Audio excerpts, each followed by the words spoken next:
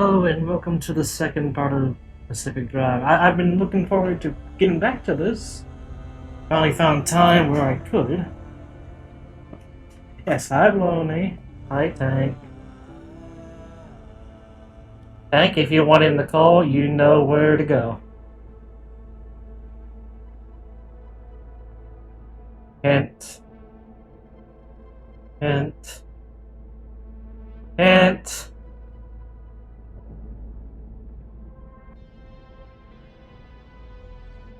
Oh, okay. Understandable. Long day.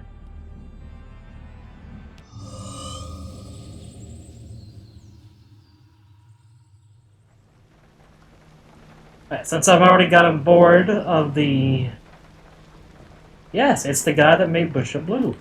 And I did some voices for the animation. Yes, yes, yes. You should go sub to some dumb tank on YouTube right now.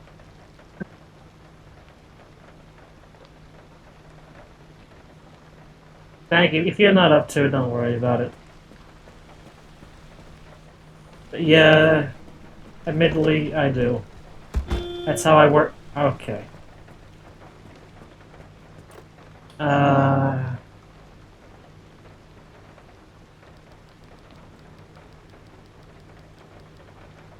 Trunk is closed. Horn honks.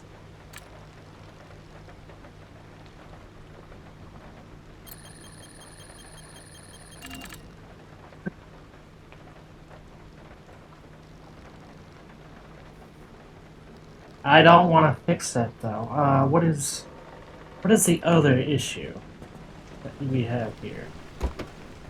Okay. We have that. No. Okay, so there's another issue we have.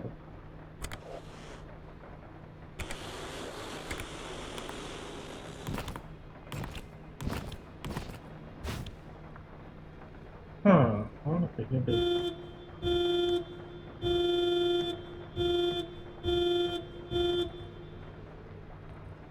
Hmm.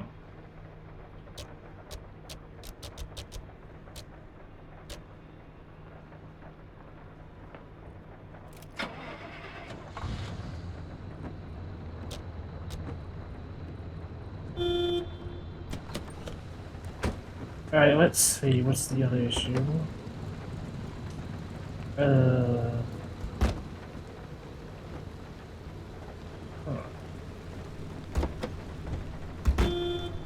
I want to keep that. I like that. It gives some charm to it. Uh,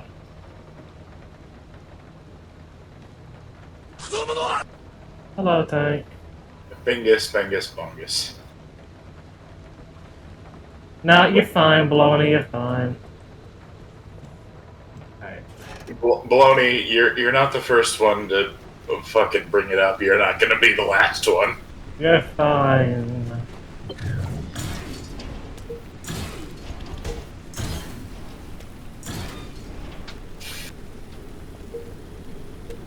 Rubber.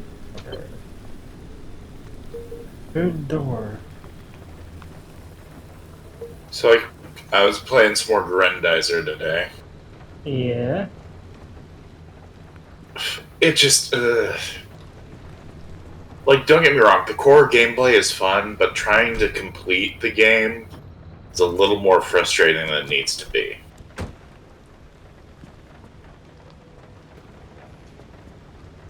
Oh, that headlight is broken. Oh. Alright, what's wrong with the game? So there are like, I forget how many levels there are, but it's like there's a few levels with a pretty open map. You know, plenty of space to run around, but there's no mini map for you. Huh. So you're basically running around this open world blind. It's just like, cool, where the fuck is anything? Hello, Fisha. Hello, Raiders. Hey, Hey, how you Frisha. doing, Fisha? Let's see. I need to make some putty. Which putty can I make? Oh, shoot. Oh, hey, Drift, it goes fine. It goes fine. Vipes is just trying to fix his car. Meanwhile, I'm complaining about a video game. So. Oh, speaking of, that reminds me, I should probably put on Spotify. No, I have it set so it doesn't pick up. It doesn't Okay, get okay. recorded. I thought ahead on this. Very good. Vipes is smart cookie. No, you're fine, Fraser.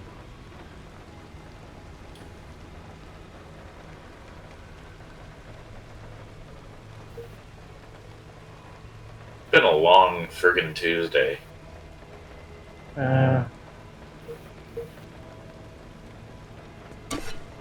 Anyway, your girlfriend's in the lobby, so Alright. Yeah, I might want to pull her in. Yes.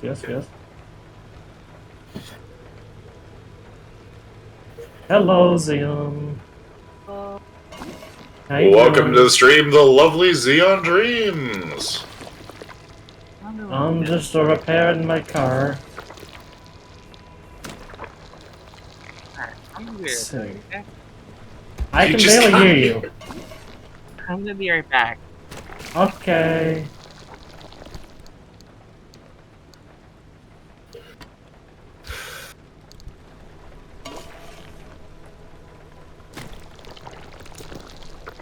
I deleted a number on my car last time.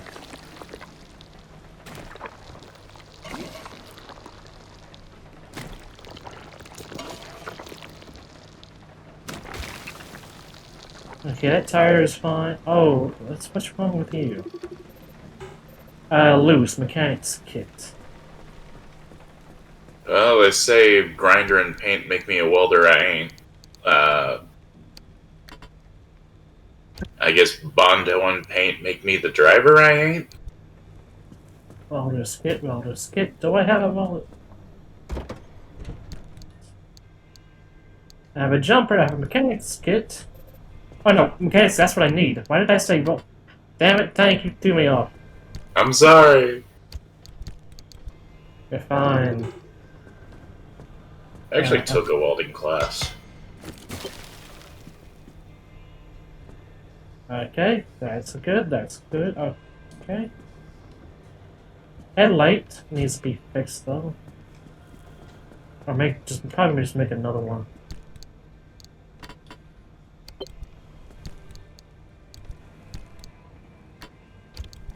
As long as it's not one of them Retina Burner 9000s.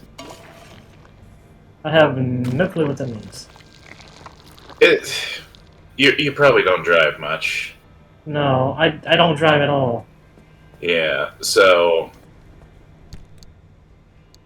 I don't know when it started, but cars have been getting LED bulbs in them, which fantastic for like maintenance and stuff because it's not a halogen bulb which burn out easy.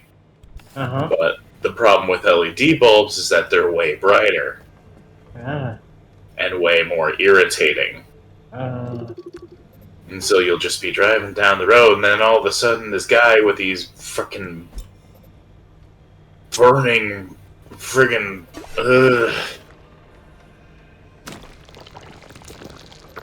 I'm pissing myself off just talking about it. But nah, just friggin' Retina Burner 9000 LED bulbs piss me off to no end. And then there's the idiots with the high beams.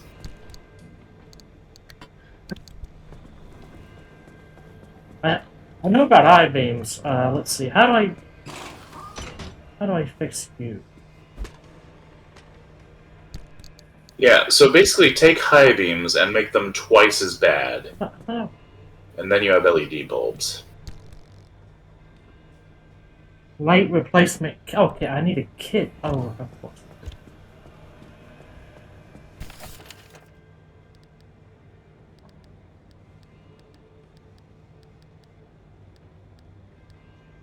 I don't think I had that kit unlocked. Fuck. Cool. So, how do you unlock the kit? I don't know. That's not good. Refine, survival. Ah, okay. Yeah, I don't. I need to unlock it. I don't have the energy to unlock it. All right.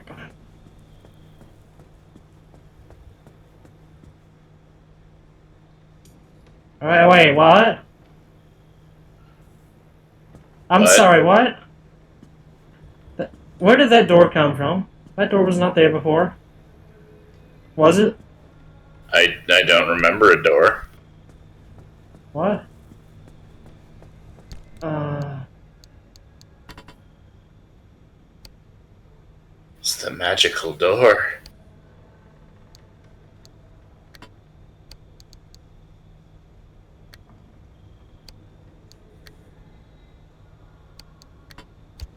I actually worked in an auto shop. It was mainly for oil changes and tire changes. Yeah. Boy, do I have some stories about that. Where the hell did that door come from? Well, look at it this way. Another Free count. door. Things are just. The GTS does work, but I only have it set to do anything under my voice. Because I don't feel the right to use the people's voices who don't consent to whatever. Even if it's just silly stuff. Even if it's haha goofy shit. Yeah. I don't want to piss off the wrong person, pretty much. Yeah.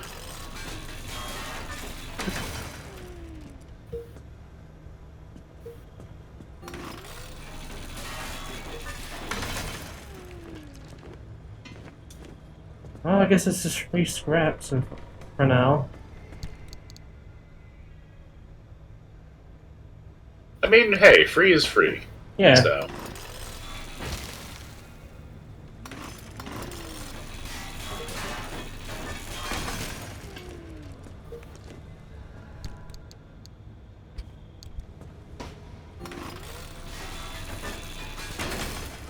I remember this one time we had this absolute piece of crap car come in.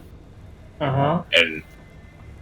And the entire exhaust pipe just fell off. Oh. Here's the funny thing. It was held in by a wood screw. Huh. So the thing is that you want to use a wood screw on wood, not fiberglass. Yes, Baloney. The entire exhaust pipe. Like, the entire friggin'... It was, like, double-ended, too, so, like, just this giant Y shape fell out from under the car.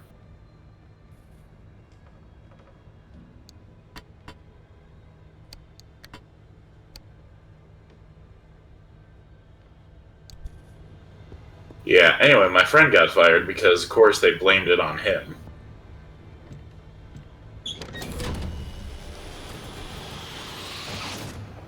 That's not right. Well, no, it's not, but, you know, customer comes in, oh, it was fine when I brought it in, but now it's broken when you guys handle it. Yeah. That's what people do. They bring in their broken cars so that the big corporation can fix it.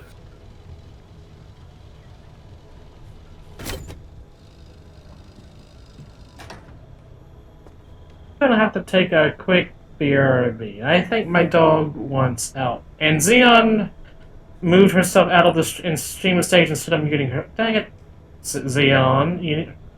You could have just muted yourself when you said BRB. I didn't know She you. is muted. Her Discord crashed is why. Okay, that makes more sense. Neat. Right, I'll be right back.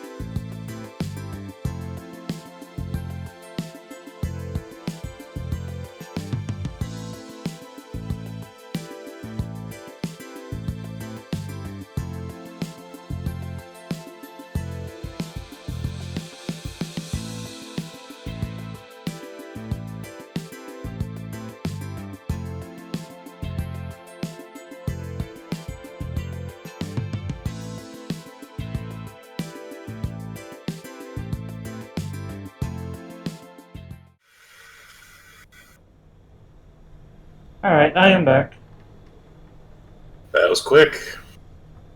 Yeah, it turns out Bailey doesn't want outside anymore because she saw it was raining. Of course. Alright, now where was I? Rain, rain, go away. That's what all my haters say. There's battery.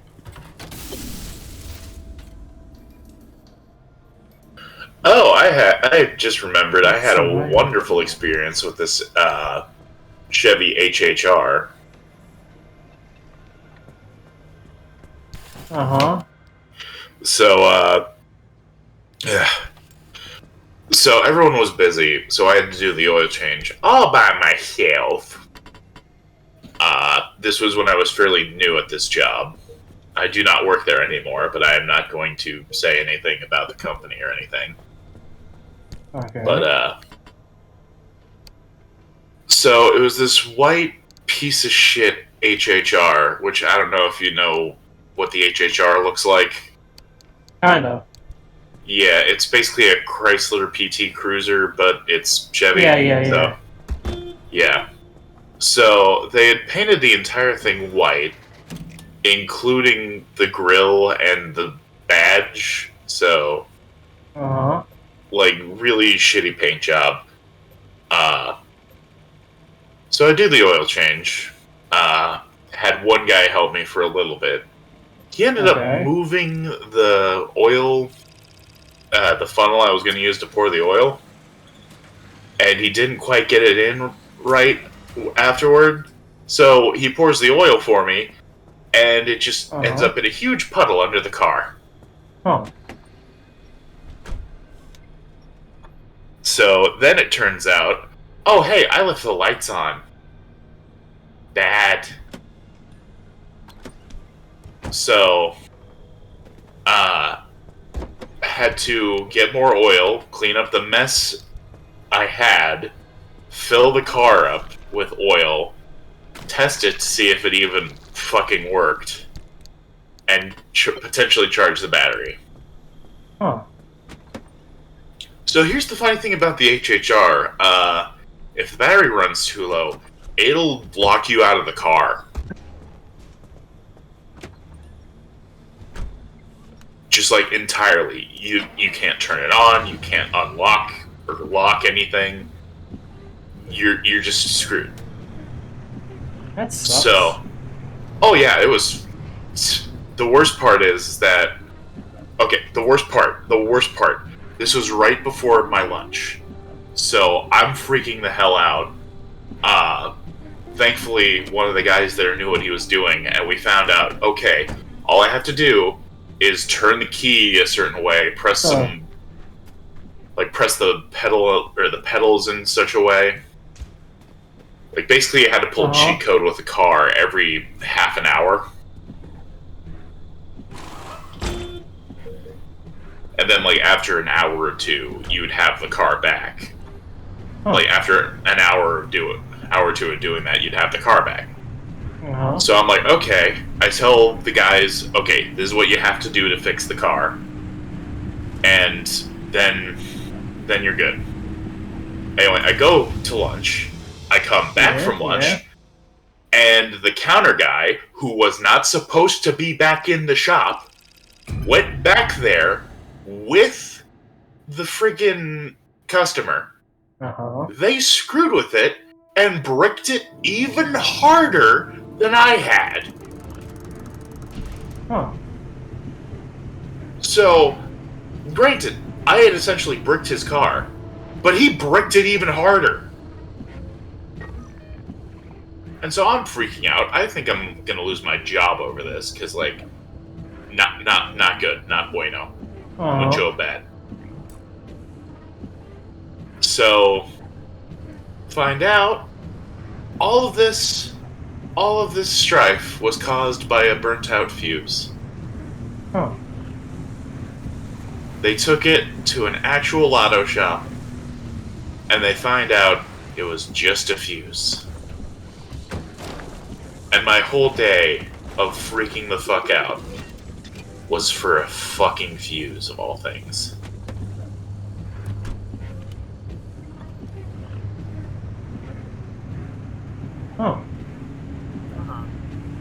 And that's why I have beef with HHRs. Hey, Xeon. Hi.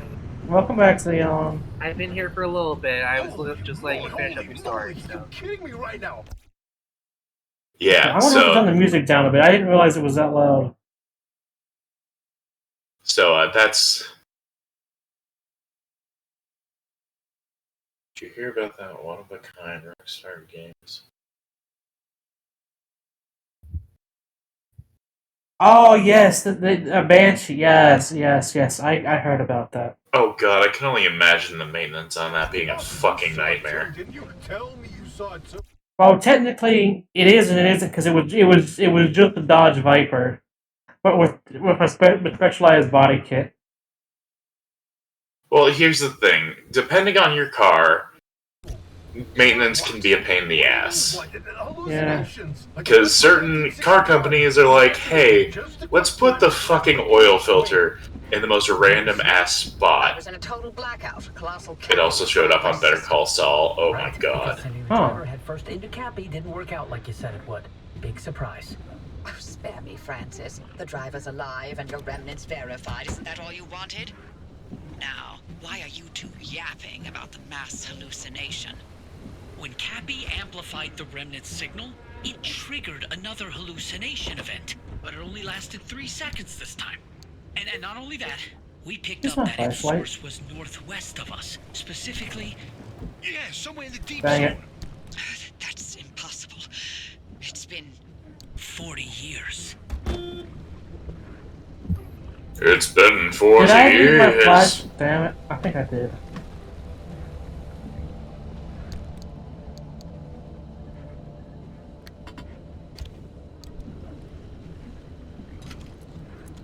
Oh yeah, I remember one time I almost fucking died doing an oil change. Oh. That's not good. No. So you know dualies, right? Those big trucks with like the the 4 tires on the rear axle. This hallucination wave Not what they were called, but I know about them. Yeah. So we had a dually come in, and for some friggin' reason, even though it barely fit on the oil change lift, we did it anyway. Oh. So here's where being the big guy around the job, physically the big guy, not the actual top dog, but yeah, so I wasn't going to be able to do anything up top, so I was lower bay. Which, cool, all I have to do is just take the oil filter off, drain the oil, and I'm good. Okay. Yeah, not so fucking easy. Because to get to the oil filter, I essentially had to stick my head in between the platform for upper bay and the axle of the truck. So essentially, I have my head in what is more or less a mechanical noose, and I am on fiberglass stairs that we use as a step stool. So I realize this is basically my fucking death if I fall off. Oh. And yeah, what's so... more, if we bring that car to whatever this mass hallucination source is, we have a chance of nullifying the remnant and breaking its bond with the driver. A simple destructive interference. Sorry, I don't want to interrupt the story. You're fine. After all this time, we find a remnant, a lead on the mass hallucinations of 61, and a yeah, thank God the Live Leak logo didn't show up. Francis, because this is the best thing that's happened in decades. Just when things were getting dull. The remnants. It was a key to Anyway, so I have my head in this essentially mechanical noose. And I have to reach my arm all the way up in order to get to this fucking oil filter. This is huge, Francis. We have so much. And it's really difficult to get to. I've already pulled every report on the mass hallucination. And Driver, listen, you it was absolutely terrible getting that friggin' oil filter out. But then it gets worse. Getting the filter back on. So the thing is with diesel oil filters, you need to fill them with oil before you put them back on. And this fucking filter, I tell you, I don't even know what the hell to compare it to. Basically, think of one of those big monster cans, like the biggest monster cans, and make them wider somehow.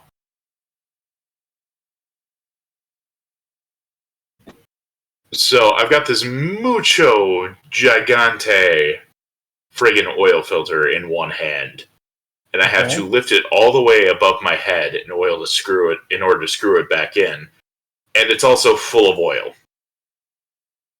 Okay. Safe out there.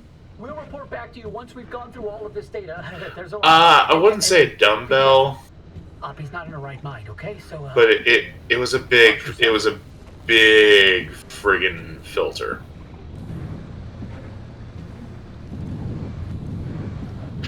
Anyway, I managed to do the oil change without fucking dying, so I was happy.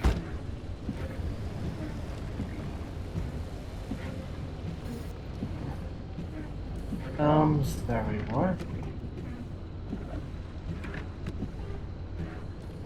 What are your tires is out, I think.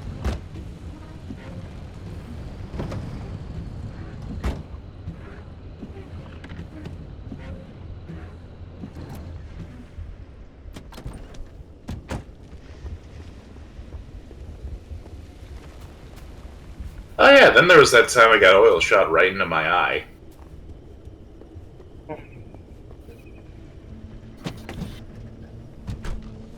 I think it was a Chevy Tahoe.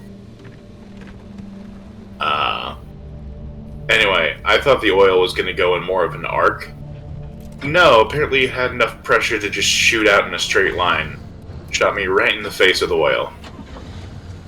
But I had my safety glasses on, so that's good. Yeah. What's not so good is that the oil basically sprayed all over my face and then drizzled down into my eyes. Oh. No, that's not good.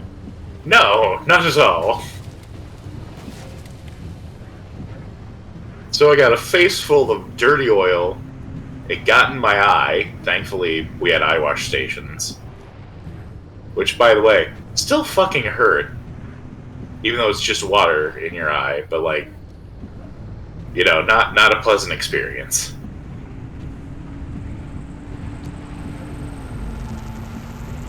Anyway, I get the oil in my eye, get doused in it, essentially. Have to clean myself off, wash out my eye. Then after all that, I still had to do the oil change.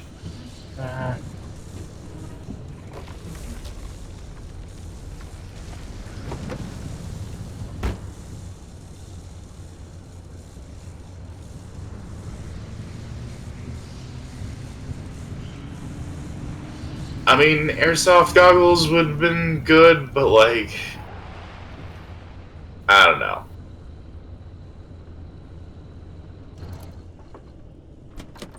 Like, I'm pretty sure airsoft goggles have, like, holes for ventilation.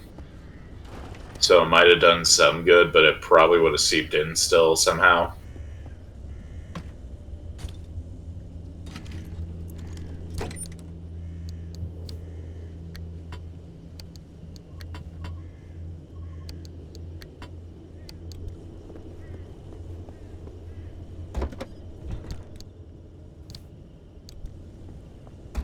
I do have a scar on my hand from one day at that job.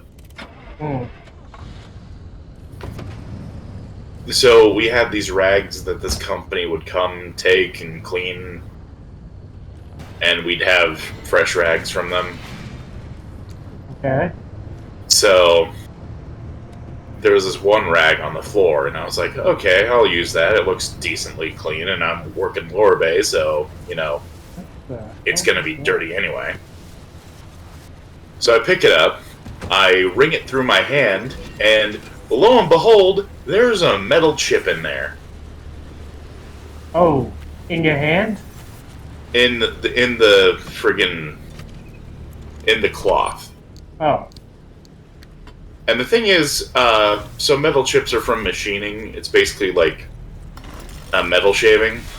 Uh-huh. Here's the thing. Those are razor sharp. So I'd essentially cut my hand with a razor. Oh. All the way across the balls of my fingers. Oh.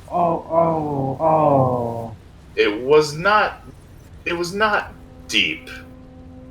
Well, it was decently deep, but it wasn't like I'm gonna need to go to the hospital. But I did need to bandage it. Here's the thing. I have giant fucking hands. So, there was no way I was gonna get a bandage around it. So I took paper towels from the fucking sink, and I took Scotch tape, that was packing tape, and I fashioned them into a bandage around my hand that I wore for the entire day. Oh. I am so sorry that happened to you. It's whatever.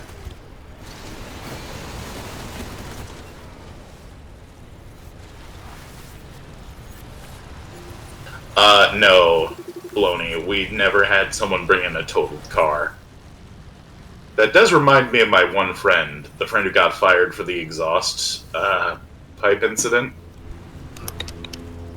So he was really big into trucks, mainly Dodges. And he had this one purple and black number. Oh man, it was such a beautiful truck. He loved that truck like nothing else. Then he fucking rolled it in a ditch. Ooh. Yep. Then drove it to work in the next day. It was rolled. Like, totaled.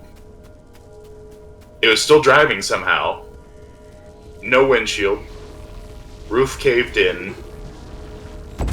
Should not have been driving, is what I'm saying. And he just drove it into work like that.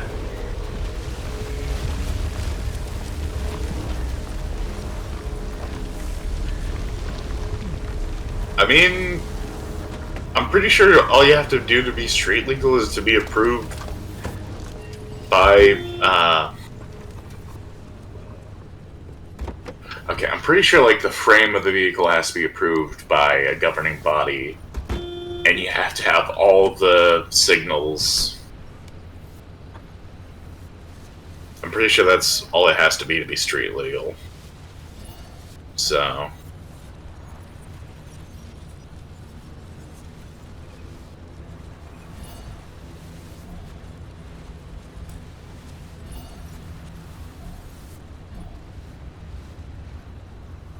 I think some guy made the vehicle out of Harbor Freight parts, and it was considered street legal.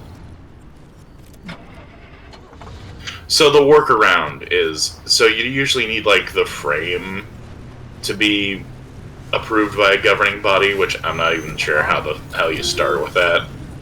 But, like, you can't just weld something together in your garage and be like, yeah, it's street legal.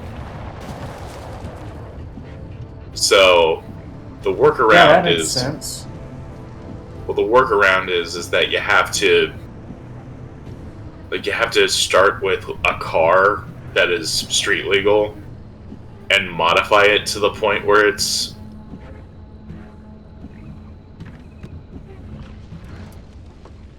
Oh yeah, the guy who turned his car into a motorcycle. Yeah, I remember hearing that story. That was fucking crazy. Wait, what? Wait, what? Okay, this is a fantastic story. So this fucking engineer guy is driving through the desert on his car or in his car. I forget exactly what happens, but the car breaks down. He has no help in sight anywhere. I don't think he has a cell phone. So he has like no hope. Oh yeah, he was a French guy. He had like no hope of getting the car working again.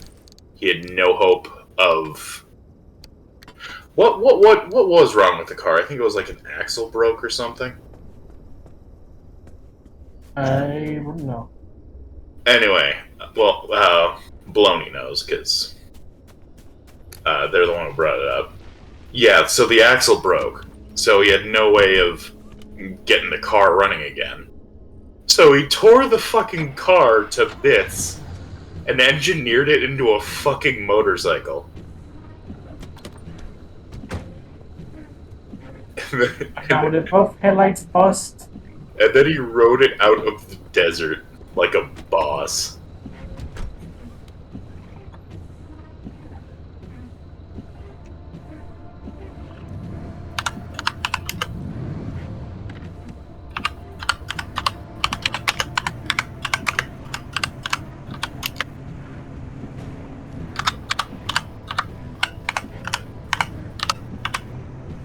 Let me see if I can find a picture of that thing.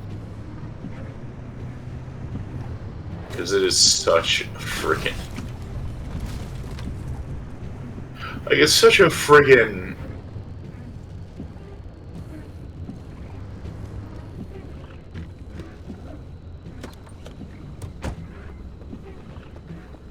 Okay.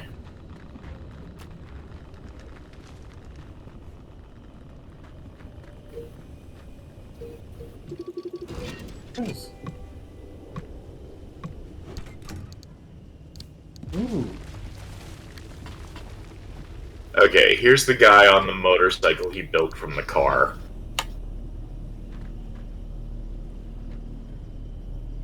Oh my lord. I know, right? That is cool. Dangerous, but cool. Let me Well, bring I mean, it up for, let me bring it up for chat. Yeah. Just... it's such... It's such, like, amazing, oh my god. I didn't even know that was an option thing. That is certainly a bike made out of a car. Yep.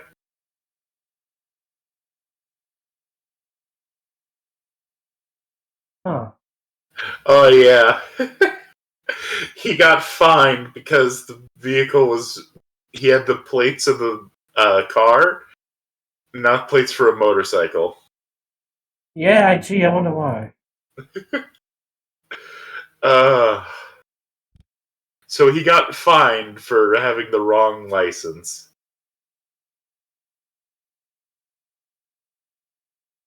Yeah, it just needs a bunch of spikes for no reason, straight out of Mad Max. Yeah. Pretty much.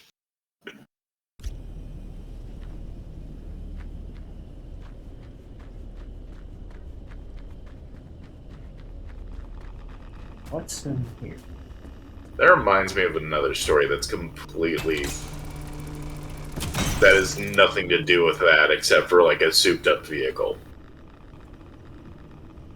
Uh-huh. Okay, so have you heard of God's Rambo? No? No, I have not. Okay. So, I forget exactly what time period, but essentially, it was the Balkans War, or whatever it's called. basically, Balkans are at war and they're fucking destroying each other. UN sends humanitarian aid. Problem: the trucks full of humanitarian aid are being hijacked by raiders. So the UN just kind of gives up. Oh. They're like, we're not going to send... Okay, we'll get to the Killdozer baloney in a sec, but... So... I'm learning a lot of interesting things today. Yes. So... Basically, there's a bunch of people in the middle of this war who need supplies from the UN, but the UN is not assisting them. So this, I forget exactly where he's from. I think he's Dutch. But this ex-Green Beret just rocks up to a American military base with a friggin' 79 Camaro. And he's like, yo, I'll run the blockade. Or I'll run supplies. Just help me soup up this car. And so they took the Camaro, souped it up, gave it friggin' armor, gave it nitrous, gave it all this friggin' gear just to outrun. The paint job was literally stealth black and would actually, like, it would block radar and infrared and shit. Oh. So this car was damn near invisible to anything that would see it.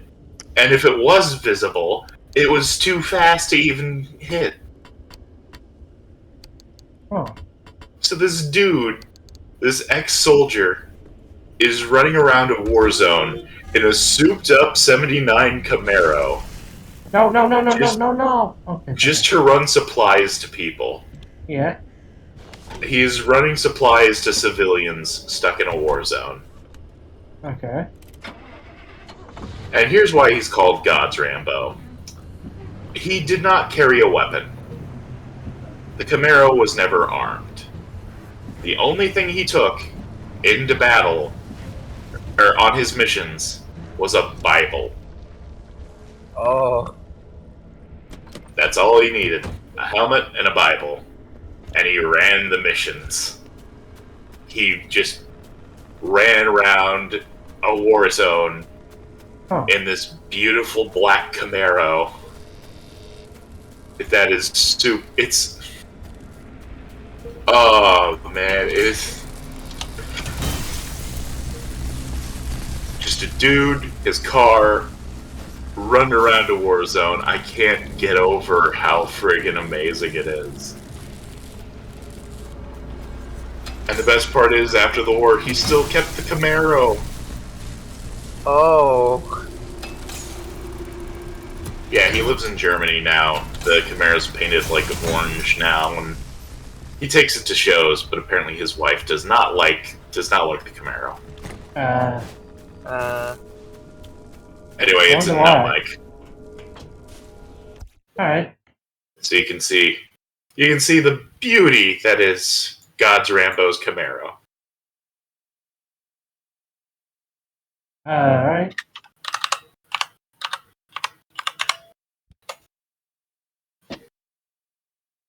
Oh, that is beautiful. Now that is also something that looks like straight out of Mad Max. Yes, that's exactly why I thought of it.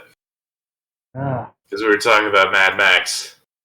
Yeah. Anyway, I do believe Baloney wants me to talk about Killdozer.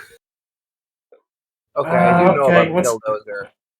The only Killdozer I know of is that BattleBots Killdozer.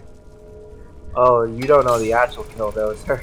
No, I don't. You want me to tell the story, or you want? Yeah, to you tell go ahead. You go ahead. I don't remember all the parts, so. Okay. I just remember how it was made. So. Okay.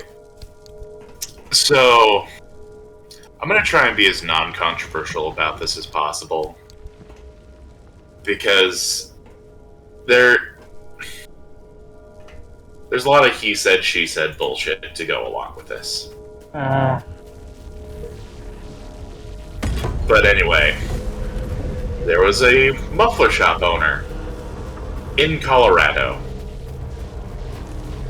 He ran his muffler shop, and he was trying to, live the American dream. This family comes along and is like, hey, you have all this land next to your shop. We'd like to build a concrete plant right here. And so they reach agreement. They reach an agreement. And it's like, okay, you'll get this much money for the land, and we'll build the concrete plant here and try not to annoy you. Then the guy's like, I want a little bit more money for my land. Anyway, fast forward a bit. The family building the concrete plant has had enough of him. The town has had enough of him. And they basically screw him over every way possible. Because, they cut off access to his shop, they cut off his sewer to the fucking plant, or to his muffler shop. They fined him for cutting off his sewer. He petitioned to have his sewer reconnected, but no one did anything. So they cut off his sewer, then fined him because they cut it all. Yes. Okay. And so his muffler shop was doing terrible because that makes total sense. Well, here's the thing: his muffler shop was doing terrible because no one could get to it because the easy access road was where the concrete plant was being built. So the guy thinks, okay, all I need is a road. So he buys a bulldozer and supplies to build a road. All he needs is permission from the town. The town does not grant him permission. So he has all this concrete for a road that he's not going to be able to build. He has this bulldozer for the road he's not going to be able to build. He has a welding shop that he can't freaking use that much because no one can get to it. And so he is backed into a corner, and he thinks the only thing he can do is to turn this bulldozer into a fucking tank. Yes, that is totally logical. So, here's what he did. He welded half-inch steel plates to this fucking bulldozer, and then welded more plates to it to make a gap, and in the gap, he poured concrete. So he basically made composite armor onto a fucking bulldozer. Here's a picture of it.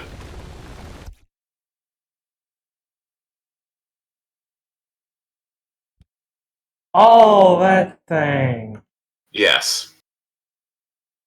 Anyway, he finishes this killdozer, as it's now called. Goes on a fucking rampage. By the way, it has guns. Of course it does. He also added camera systems and air vents to blow air off of the lenses of the camera system. He thought hard about this thing. And here's the thing: when the armor was placed on, it could not be taken off. You had to have a crane on the outside. So the day of the attack, he just lowers the armor on top of the dozer and just goes crazy. Just rips open his shop, tears down the concrete plant, rips apart a newspaper headquarters of a newspaper that had slandered him. Oh, and I forgot, his wife cheated on him. So this town really did not like him at all. Well, in a way, I suppose. They... Look, I'm not condoning his actions whatsoever. I'm not saying the town is completely innocent. However, I'm not saying building a fucking tank and driving it through the middle of town is a good idea. Yeah, it sounds like there were no right answers here. Yeah... I don't know, I feel like there was a way out somewhere, but no one took it. Anyway, he goes on his rampage. I forget how long it lasted, but it goes for a long fucking time. And then one of the dozer trucks gets stuck in a basement, and the radiator blows. So the dozer is stuck. And at the end of the rampage, Heemeyer, the guy's name was Heemeyer, was just like, well, that was a good run. Time to blow my brains out. Okay. I think the story has gone on long enough. I did not need to know that last bit.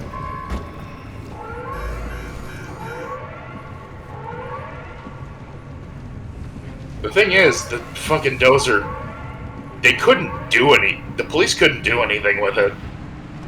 Like, they hit it with everything they had, and short of a cruise missile, they couldn't get into it. They end up needing, like, a blowtorch and a friggin' jackhammer to get in there.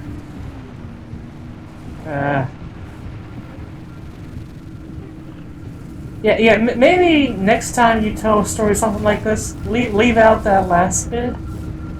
I didn't even know that. Yeah, sorry. You're good.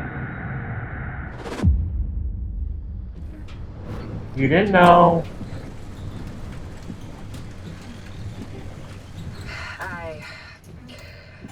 So yeah, that's the story of Killdozer and all its horribleness. The things I used to calculate as easily as turning a screwdriver, they're foggy now. The numbers don't work themselves out like they used to. I haven't been myself for a long time, but I haven't needed to be. It's been me and this cursed place I created and nothing else for decades. But now, knowing that whatever caused the mass hallucination is still out there, I need to know what it is and why the remnants are connected to it. Francis was right about the remnant and the mass hallucinations' paired signals. If we can get them together, maybe they'll cancel each other out and you'll be free. It's a shaky theory at best, but it's the only lead we've got for now. You can do nothing and twiddle your thumbs until that remnant drives you mad. Or, if you're willing to work with me, I'll give you the best chance to survive this thing. Think it through. And fix up your car while you're doing it. You'll need to for whatever you decide from here. Okay, let's see.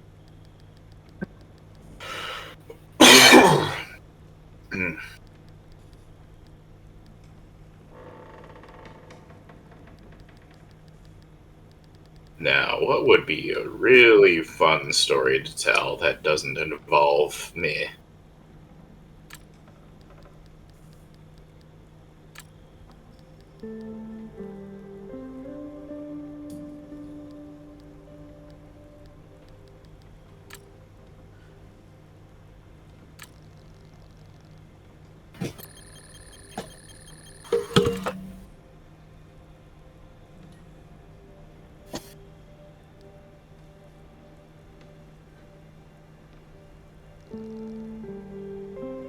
So I need a mechanics kit.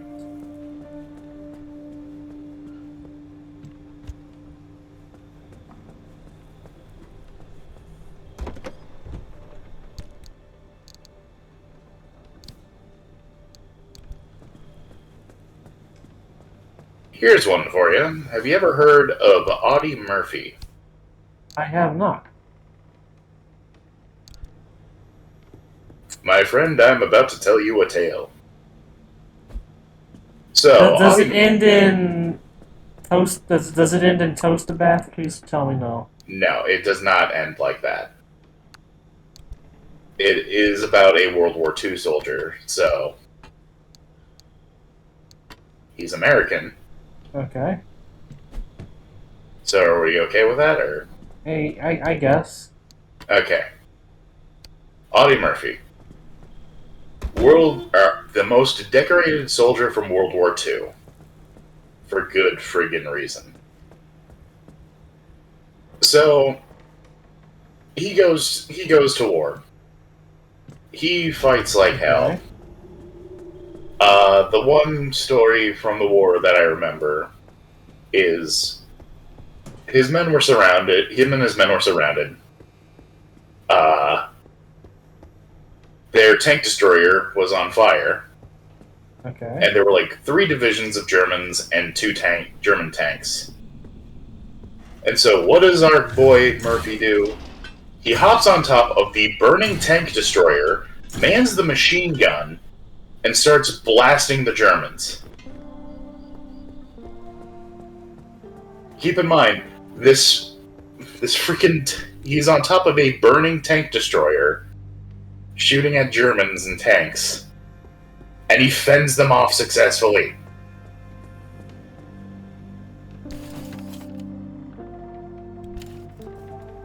So that was during the war.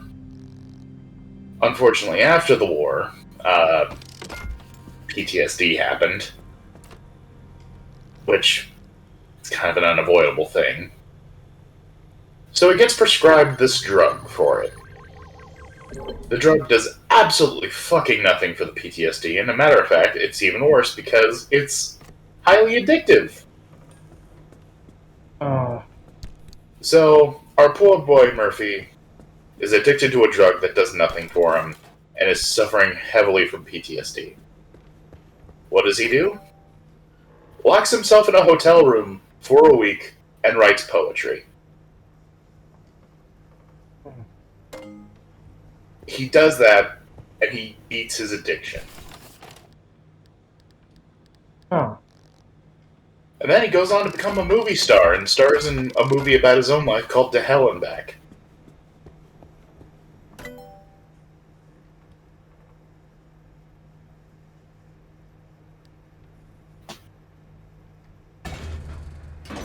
I have not seen To Hell and Back, but I have listened to the Sabaton song that is based on his life. And the cool thing about the Sabaton song is it actually uses lyrics from his poetry. Oh.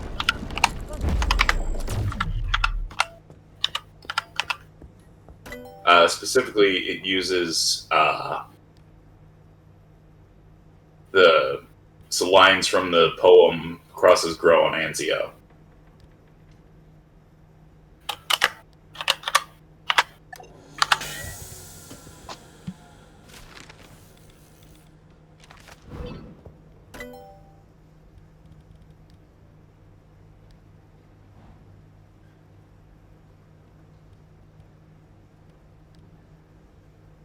So, here's the question. Do you want me to read the poem? Sure. Oh, gather round me, comrades, and listen while I speak. Of war, a war, a war where hell is 6 feet deep. Along the shore, the cannons roar. Oh, how can a soldier sleep? They're going slow on Anzio, and hell is 6 feet deep. Praise be to God for this captured sod, that rich with blood does seep. With yours and mine, like butchered swines, and hell is 6 feet deep. That death awaits, there's no debate, no triumph as we reap, no triumph we will reap. The crosses grow on Anzio, where hell is 6 feet deep.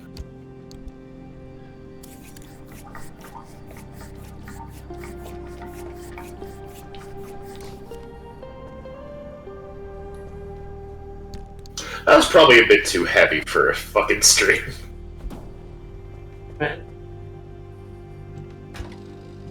Oh, fucking Costa Concordia. Yeah, I know that story. I tell you what, I've got a better story than the Costa Concordia. Have you ever heard of the Oceanos? No. Okay. mid-90s, there's this cruise ship called the Oceanos. Is doing trips around Africa, like South Africa. Seas are really rough there. The Oceanos has not had the best of upkeep. During a voyage, in the middle of the night, something broke. There's a return pipe or something. Anyway, something broke. The ship is letting in water. Very slowly, but it's letting in water. The water gets to the engines. All of a sudden, the entire ship goes black as the engines explode. So, the ship is still floating, but it's completely dead. There's no way they're getting it back online. And the seas are horribly choppy. Okay. So the captain decides not to alert the passengers, tells the crew to get their shit and get in the boats, and they leave. They leave all the passengers. The only reason the captain didn't leave is because the cruise director got some guys to hold him back from entering the boat. Anyway, the captain's a complete coward, is basically doing nothing. And it's up to the entertainment staff of this fucking cruise. Yes. I don't even know what swear that is, but yes. Anyway, so the entertainment staff starts radioing like hell. They're like, hey, we're sinking, help, please. We don't know anything. The captain literally just left us to do nothing. And keep in mind, the captain is on the ship. He's just holding onto a pole, cowering like an idiot. Okay. Anyway, the entertainment staff managed to get in contact with several ships in the area. And the South African government. So the South African government is like, oh shit, these guys need help. So they start heli lifts. They get helicopters, 2 at a time. They fly out to the Oceanos, do heli lifts on the bow and the stern of the ship at the same time. They lift as many people off of the ship as they can, fly back to base, drop off all the passengers, refuel, go back out and do the same thing. They keep doing this. Some passengers got off on a raft and ended up on a oil tanker or cargo ship or something. So, either by raft or by copter, everyone got off. Not a single person died. Everybody lives. And the entertainment staff are hailed as heroes. Because, yeah, they were put in a quagmire, and they saved the fucking day.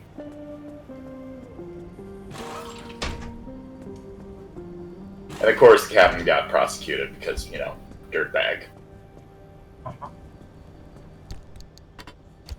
Oh, and the crazy part, the Oceanos actually sank on camera. There was a helicopter filming at the time. Huh. It's on YouTube.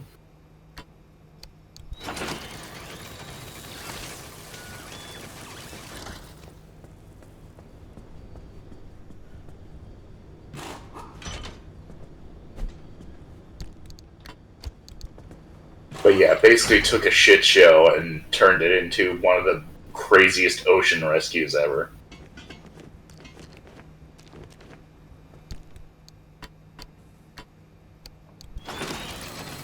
How's that for a story, Bloney? It certainly was a story. Yep.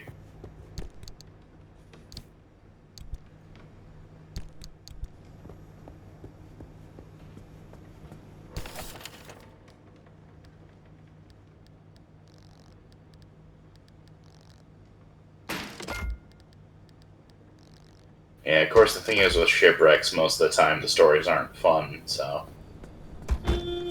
It's nice to have at least one where it's like, hey, no one dies. Yeah. That captain, though, what a dick. Oh, yeah. Yeah. The worst part is afterwards, like, after everyone made it ashore, he gave an interview, and he was like, when I say abandon ship, abandon is for everybody. Doesn't matter if I stay or leave. If they want to stay, they can stay.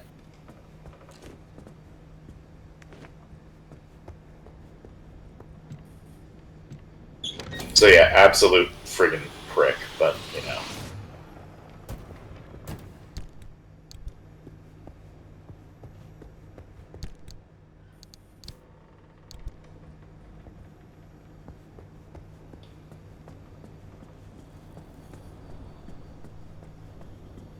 He's slowly shaving up.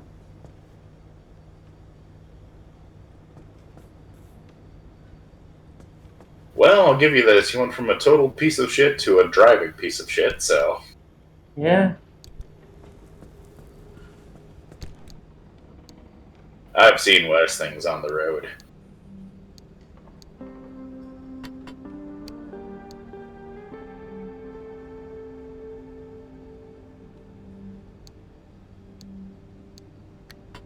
That's where I put my flashlight. Okay.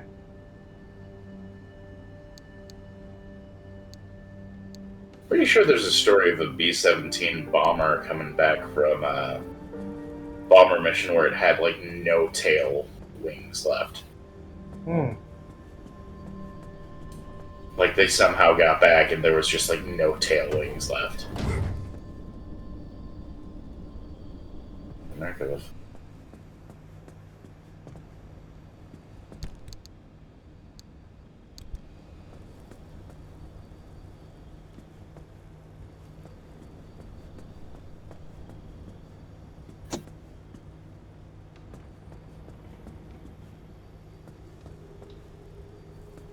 Wait, I think I know what you're talking about, and I don't know if we want to talk about it.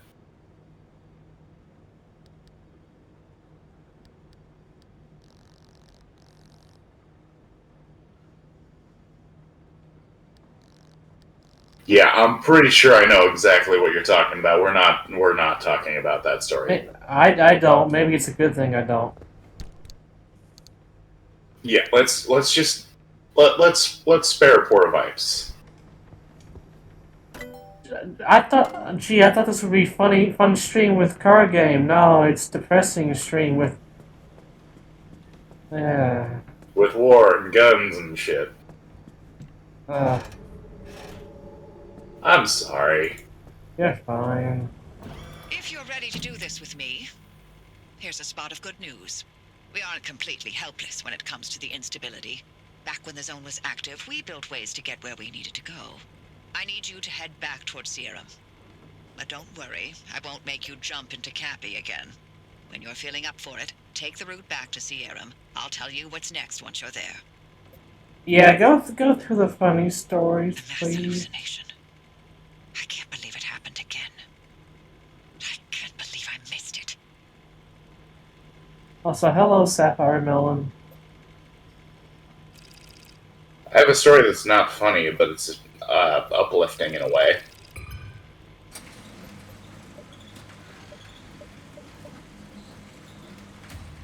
Do we want uplifting or no? Sure. I can do uplifting. Okay, it's another World War II story, so just bear with me. So, Okay. B-17 is flying over Germany, or France. It's doing a bombing run. It gets hit really hard. Like, this B-17 should not be even capable of flying anymore. They nearly crash, but thankfully the pilot regains consciousness quick enough to actually pull up. And, so they're flying incredibly low. Their bomber is barely functional.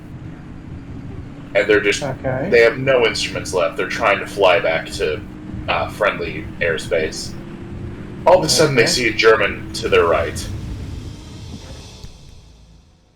This German fighter pilot looks them over and is like, "This should not be flying."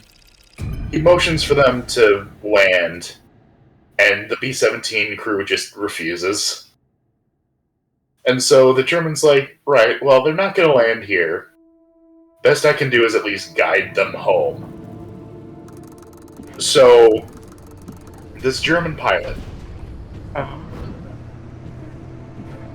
shows mercy to his enemy, guides them home, and before they enter friendly airspace, he pulls up, like he gives a short salute, then flies away. The bomber crew is absolutely aghast. They have no idea what the hell just happened. What, Germans sparing us? What? Turns out this German was actually a really nice fighter pilot who had some honor about fighting in the air. Anyway, the pilot tells his story. Oh, hey, train cars. Yes. Anyway, High Command can barely believe it, and they're just like, we cannot tell this story, we have to keep it classified. So it's classified for decades, until finally it's declassified, and the pilot can tell his story. And he tells the story about how a lone German fighter spared the crew of the B-17 that day. And eventually, he gets a letter from the German. Turns out he's in Canada. And they meet each other again. After all this time, they reunite after God knows how many decades and after the war. And they immediately become best friends. Oh, that certainly is uplifting, yes. Yep. A lot better than the other stories you've been telling this thing so far. I'm sorry. You're fine. What was that, Zion? I'm only keeping you in mind. I remember hearing this story a long time ago, actually. Yeah, it's the story behind the song "No Bullets Fly" from Sabaton. That's how I know most Yes, of the that's stories. it. That's where I heard it.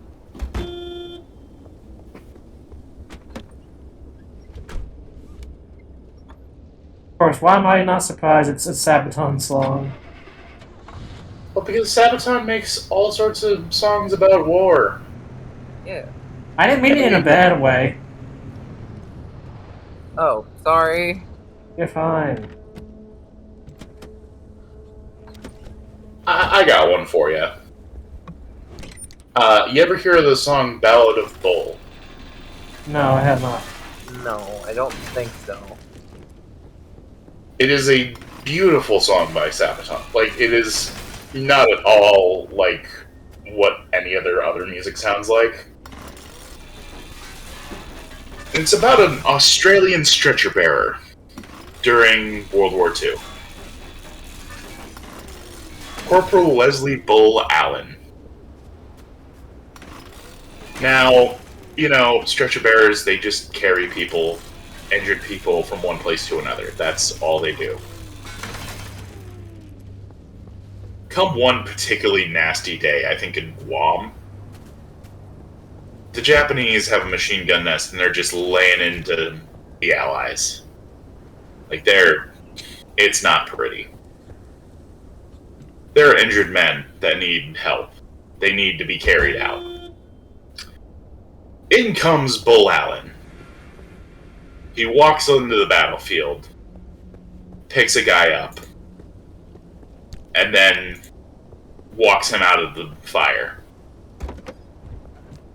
Then he sets him down, and goes back out. Does it again. He saves 12 men before he is exhausted, and he's exhausted, his clothes are ragged, he is done. One man saves 12 guys.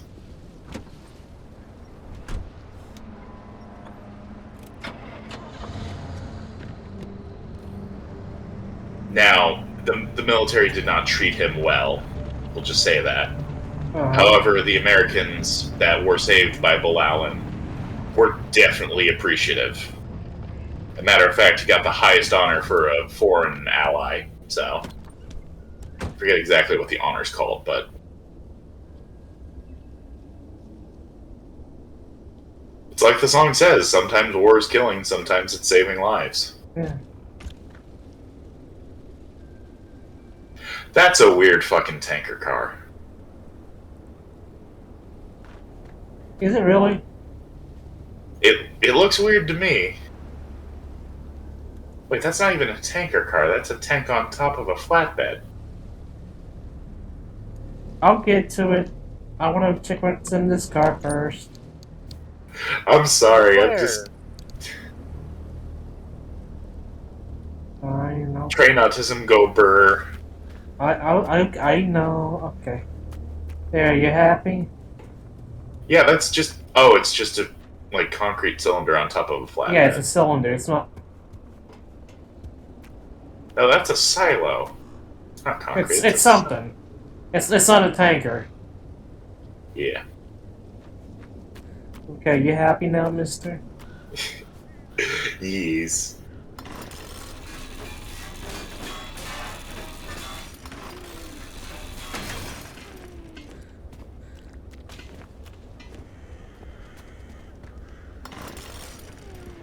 That's something to scrap.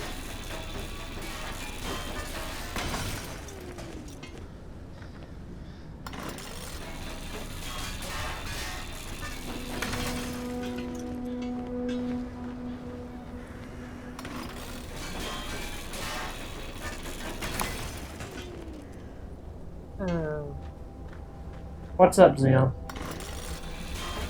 Just the biggest posted and no my extreme edition.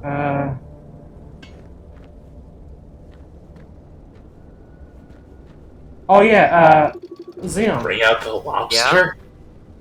I need. Did you look at the group chat? What group chat? You know, the one with the model? Oh, yeah, I did. What about it? Did you reply? You forgot to reply. Yeah, I forgot to reply. Sorry. You're fine.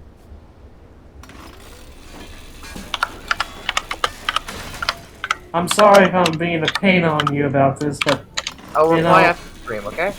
okay. But I'm doing this for you, Xeon. If you're not saying anything, okay. I didn't mean. Okay, I've been asleep for most of the day, but I didn't realize I was there. Fair enough.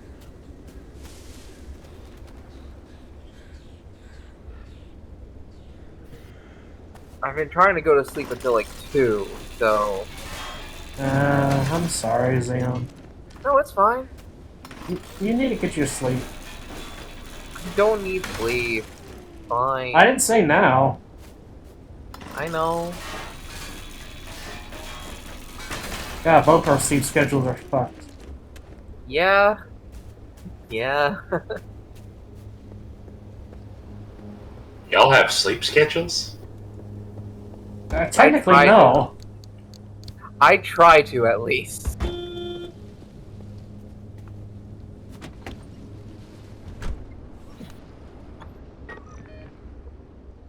Let's see. There's a house up forward a bit.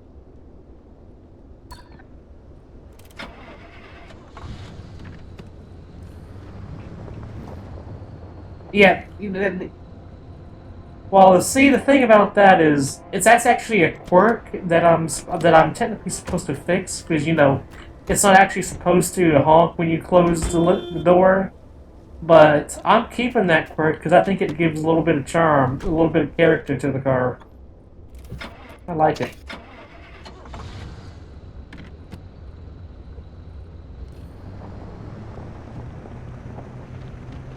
Oh, what is wrong with my tire, though? I guess you could say it's wheelie tired. Probably check the one on the far right. Why is it pull into a... Something to indicate... Oh. What happened here? It's a flat. Ceiling kit.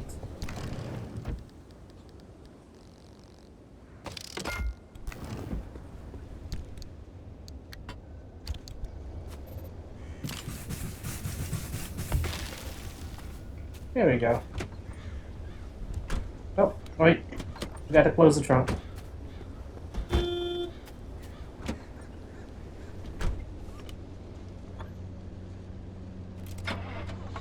Trying to think of another story that isn't fucking depressing, and all I'm coming up with right now is the Rain Hill Trials. Maybe enough stories. Maybe. Can things fall out of the trunk? I don't know. I don't want to risk it. And don't wanna find lovely. Better safe than sorry. The mannequins are here. Fuck. Peter, the horse is here. Either. I'm getting the anchor and I'm leaving them. Peter, the horse is here. Either. I ain't dealing with no mannequins. I'm sorry. Oh, fuck. I don't give a fuck about no mannequins. Well, I mean, they're basically like weeping angels, so. Yeah.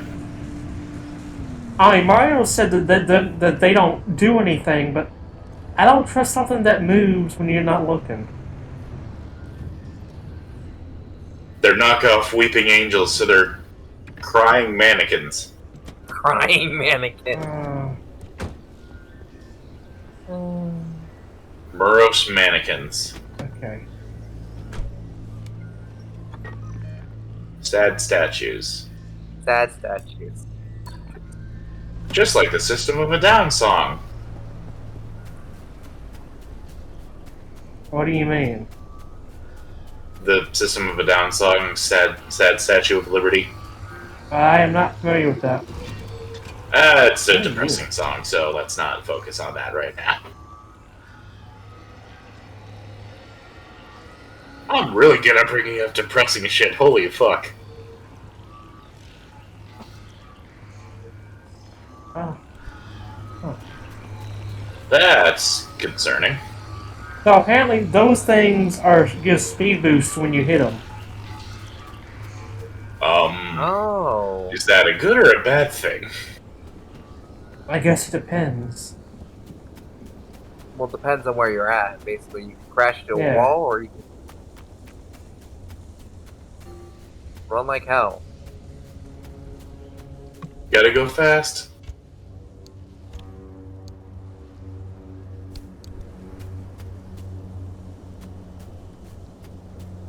That explains nothing. Don't worry about it. I'll try not to worry about it, but like, friggin', I don't even know.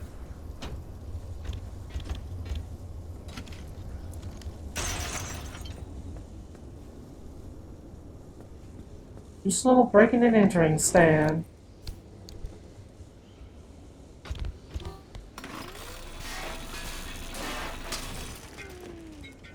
You know, people have actually taken automobiles and turned them into trains. I'm not surprised. I think the most famous one's the Goose from the Denver and Rio Grande. Basically a Cadillac bus or something that got turned into a train.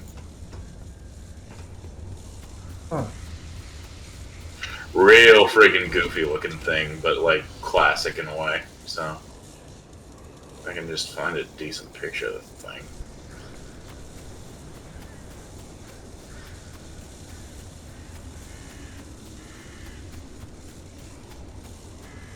Swing mist.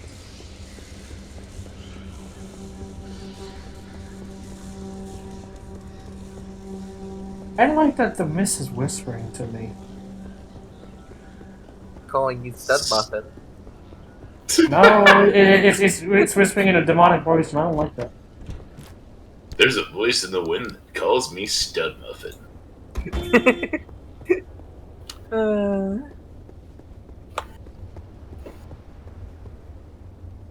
A Answer, couch my is friend. top. I don't know if the couch is the worst. What do you mean by worst thing you steal from someone? Like, worst as in worst way to get it out, or worst for them? What do you mean by worst? Way too big. Yeah. Okay. Yeah. Look, okay. I'm not. I'm not vested in how to steal things. I don't know the value of a couch. Of a stolen couch. Well, that depends. Is it a new couch or an old couch? I do know. It's probably impossible to get away with. That's for sure. It depends on the couch. It's just like there was this song's lyrics that made me think. What song? A song that was. Gonna steal your TV. Oh, okay, yeah. Yeah, what? Why steal the couch? Because you need somewhere to sit while you watch TV. The TV Yeah, that you stole! I guess you have a point. You have a bad point, but you have a point. I'm full of points. Good, bad, ugly, Clint Eastwood.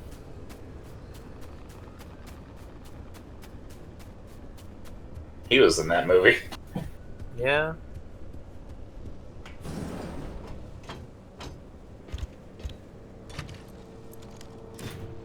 There's more breaking and entering. Don't mind me.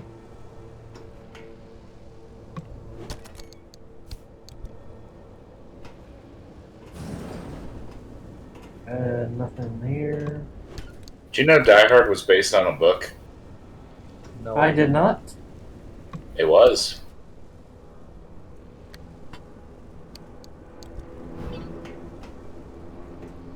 So here's the funny thing about Die Hard and the book adaptation or whatever. Uh-huh. So it's like this detective series or whatever. I don't exactly. I think it's just like the guy's just called The Detective. Okay. But it's part of this book series. One of the earlier books was adapted into a Frank Sinatra movie where who was the... Why can't I think of the name of the guy from Die Hard? Oh. I haven't seen. I don't even know if I even watched Die Hard. What's the main guy's name? What? John McClane? Yeah, who plays John McClane? Bruce Willis. Bruce Willis, yeah. So in the Frank Sinatra movie, Oh, yeah. Bruce Willis was an extra.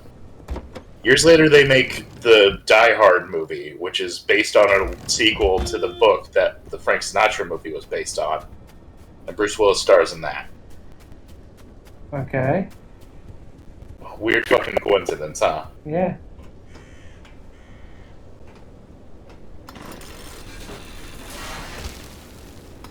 I don't know why I couldn't think of Bruce Willis.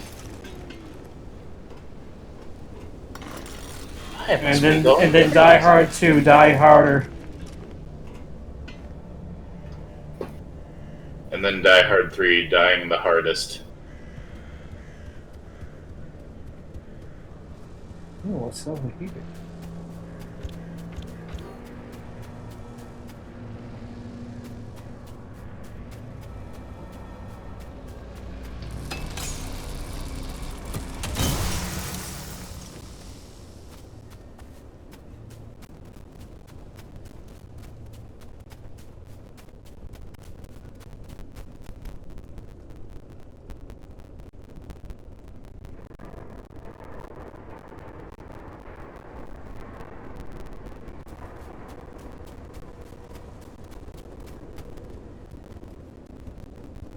Still get whiplash from knowing that Brendan Fraser was a starring actor in The Mummy, and which is a lighthearted action adventure film, and also stars in The Whale, which has a complete opposite tones. Some actors are just really versed. Yeah.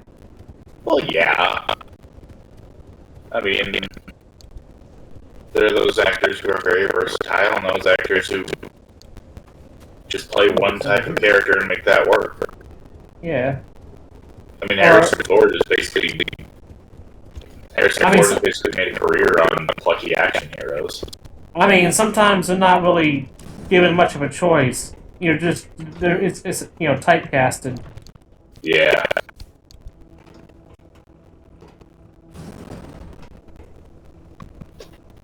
Like for some reason, like for example, I don't like the fact that almost every single character Steve Bloom voices is pretty much just the Spike voice. He can do more voices than that. It's just that that's what people want from him. So that's all that we really Steve hear. Bloom, they think the cool guy voice. They want the cool guy voice. Yeah, but I mean, it's almost always the same voice from him. And I know it's not his fault either.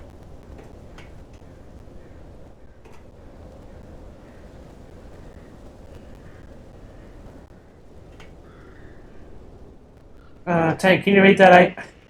It's kind of blurred into my screen. I can't read that. Yeah, I can think of the guy who plays Gustavo Fring. I can't pronounce that. I am very white. Yeah. Sorry, Bonnie. I only have one monitor, so I have yeah. How he very frequently gets put into roles that are very similar to Gustavo Fring from Breaking Bad. Yeah, I can get that.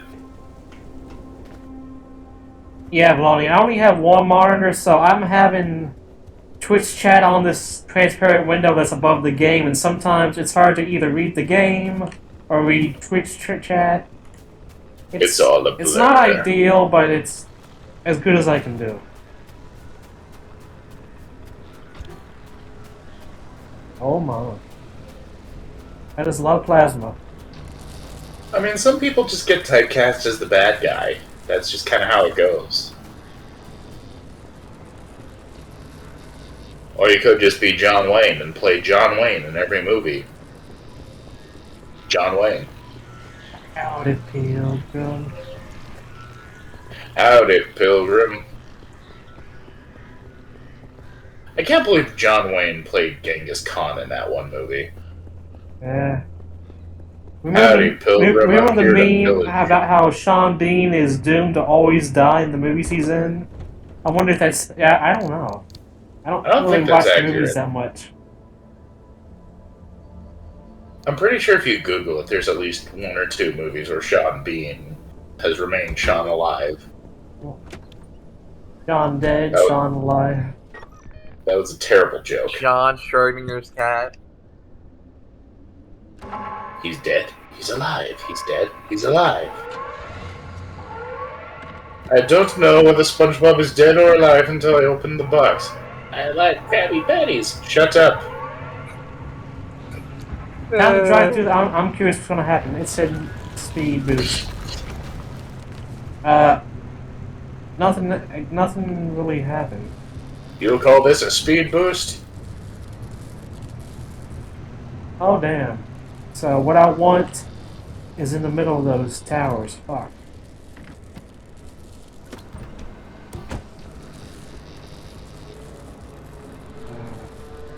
I think it's behind the towers, actually. It is.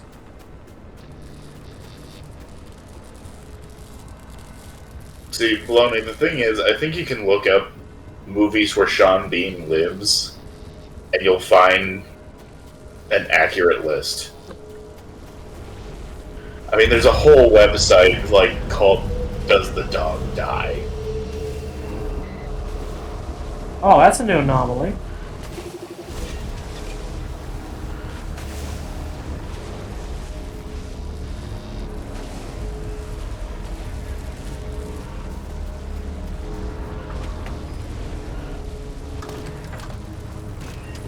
Close the door. The shape, yeah.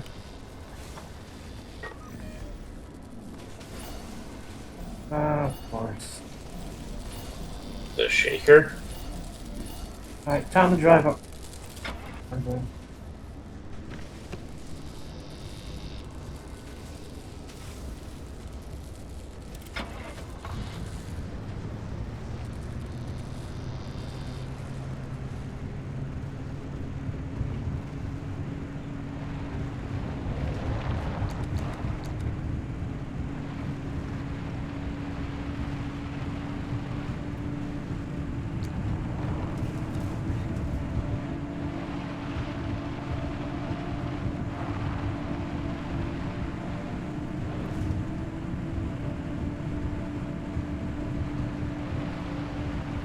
I just remembered something really fucking stupid.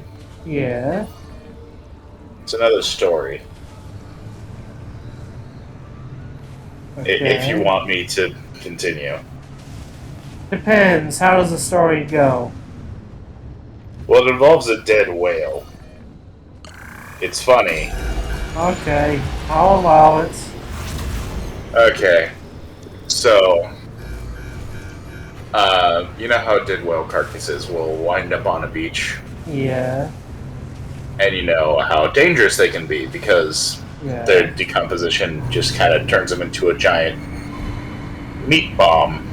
Yes. Yeah, so here's the thing. It was like in Oregon.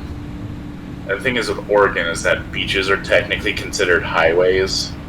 Because back in the day, people would drive along them. Uh-huh. So this dead whale winds up on the beach. And it falls to the Oregon Highway maintenance guys. Uh-huh. And so their idea is, let's blow it the fuck up with a bunch of dynamite. Oh, that's not gonna end well. It didn't. Well, technically it didn't. They did succeed in removing most of the whale. But they also created a blubber rain. Well, of course they did. My, what's this? A big chunk actually crushed someone's car. Of course it did. Thankfully no one was hurt.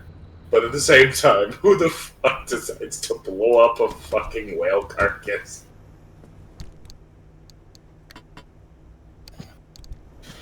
Idiots, that's who. I mean, they were government-funded idiots, so that tracks. Yeah, so this insurance claim on your car is because of falling whale blubber? I'm not sure we cover that.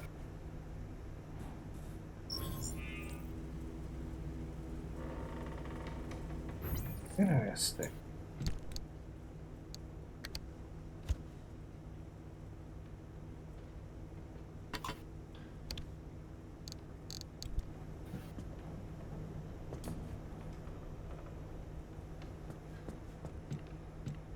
First aid, yes. Okay, I should probably make some more first aid kits.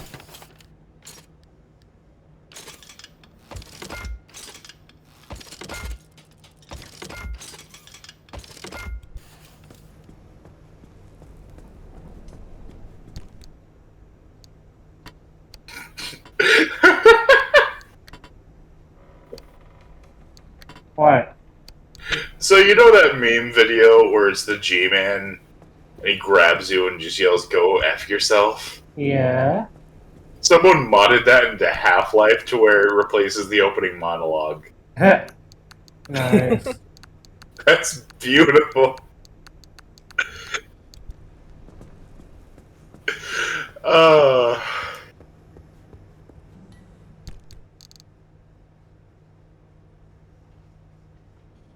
Rise and shine. That's based on an interview with Steve Ogg, the actor behind Trevor and GTA 5. When a fan asks, "Can you tell me to go fuck myself?" Oh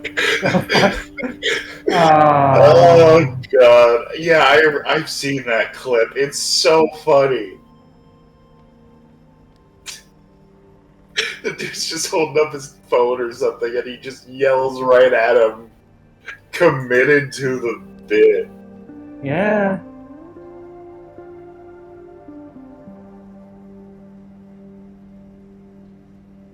Ooh. Maybe. I should probably upgrade a still door. I should probably put still door first. I mean, look at it this way. He got a really funny video out of it, and he also created an internet meme. Yeah, he did. So, I see this as a complete win. Outfitting station. Where do you go? Okay, you go here.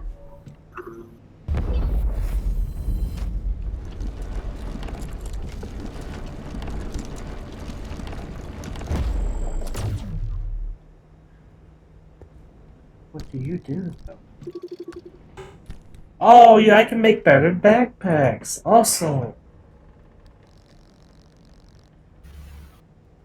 Alright, Vibes, you gotta learn how to sew. Right. What are power boots? Ah, okay. Either of you ever have to learn how to sew? Huh? You or Xeon, have either of you had to learn how to sew? No. I learned a little bit of sewing. I learned it back in middle school. I learned it back in high school, so... Nice.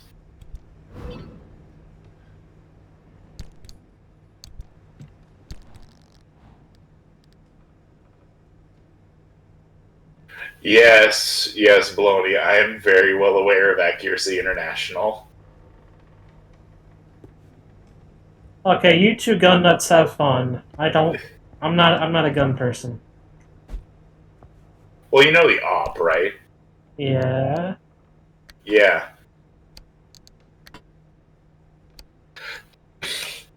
I don't want to keep just making this tank story time, but it's another funny story. When is it not tank story time? I'm sorry. You're fine.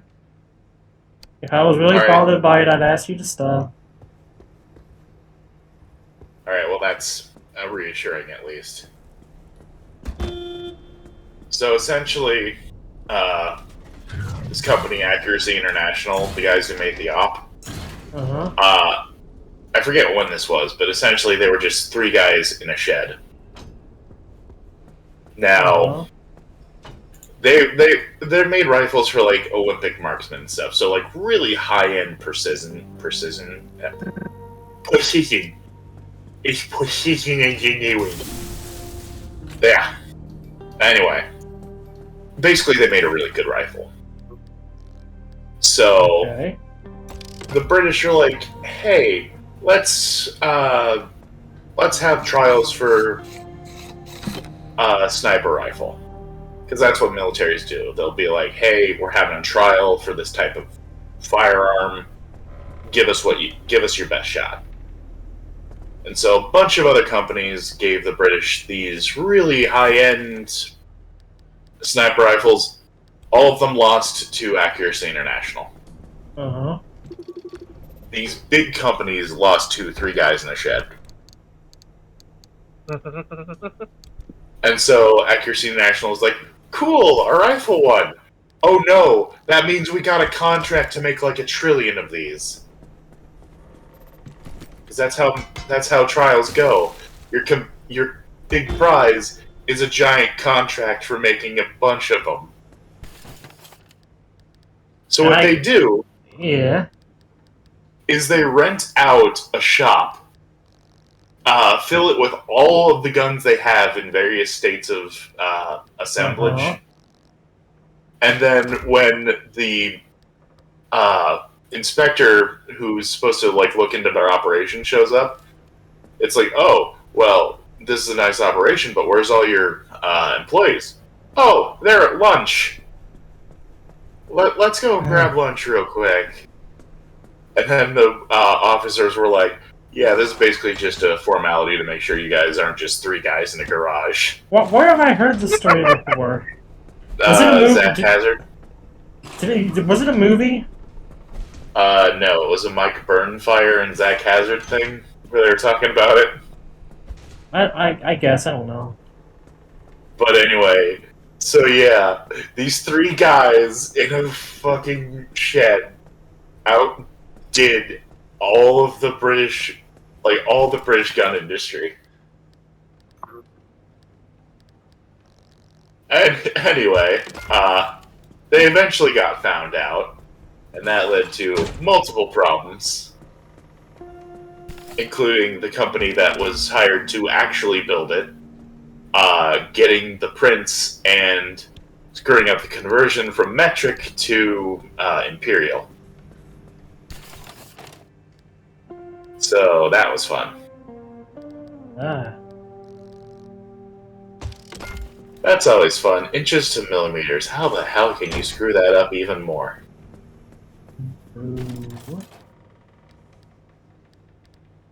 So yeah, that's a story of Accuracy International, the guys who made the Awe. So. Huh. Guns have all kinds of funny stories behind them.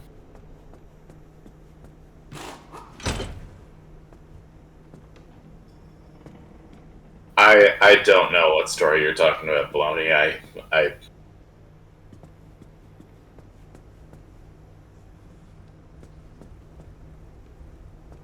Alright. She's getting more improved now. I just need to make better headlights for her now. And maybe actual tires.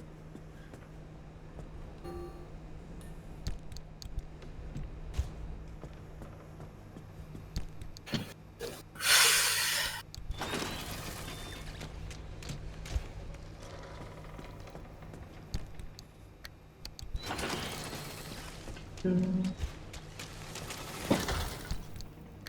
three.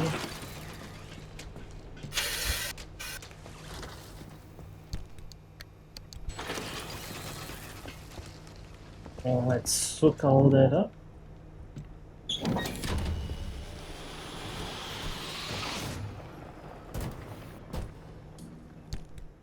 What do you mean empty? That's a bug.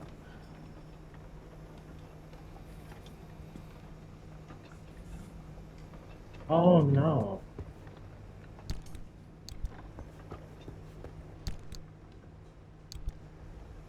Oh well. Hopefully, oh well, it wasn't that much, I hope. Yeah. It was about like 4 doors worth, right? Yeah. That might have been a bit. Well, I know not I'll to be use right the back. vacuum until that's fixed then. Damn it.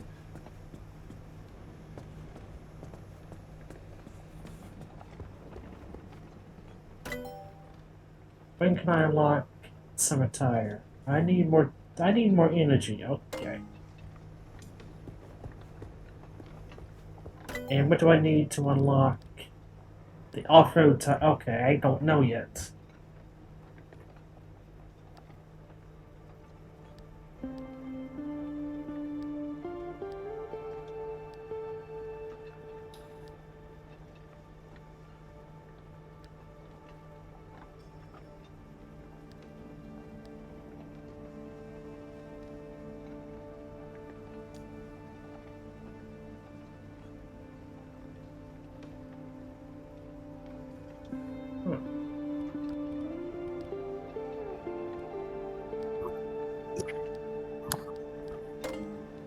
Huh.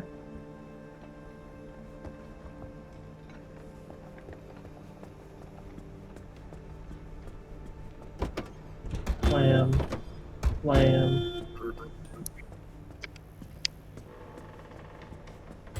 And charge car. Let's see if there's any new problems. Oh. Oh.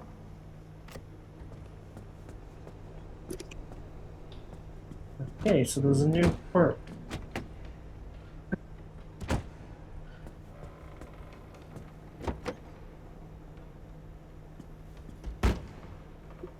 Oh, what the? Well, I think I figured it out. Okay, when hood, is it closed or open?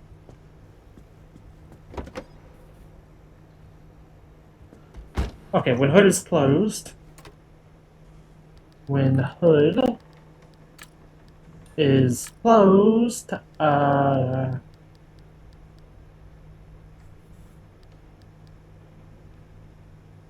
dome light toggles? Nice. Light replacement kit.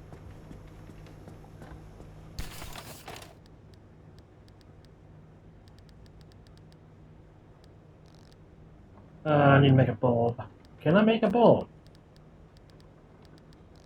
I can. Alright, take it easy, Bloney. Let's see. Light repair. Yeah, I'm glad you enjoyed yourself. Light replacement, okay.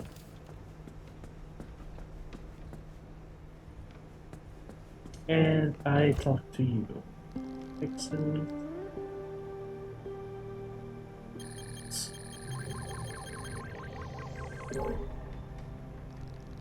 Alright.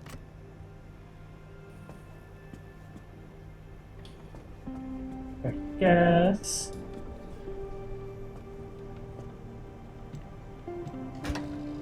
Let's just fill her up. Alright, I'm back. What's up? Welcome back. Nothing.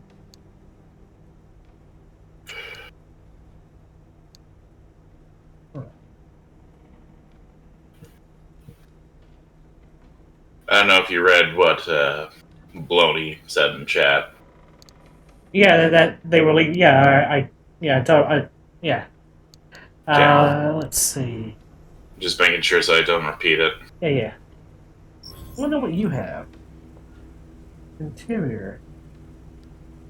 Sure, let's install Donkey. Okay. What's in here? D20, UFO, and... Oh, I like that steering wheel.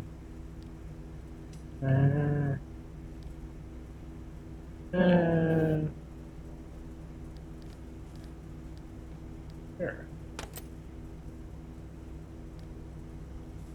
Thing star. Pictures. Okay.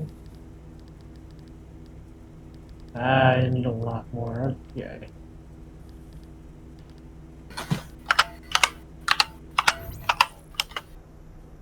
Alright, now let's see where the... Save anything?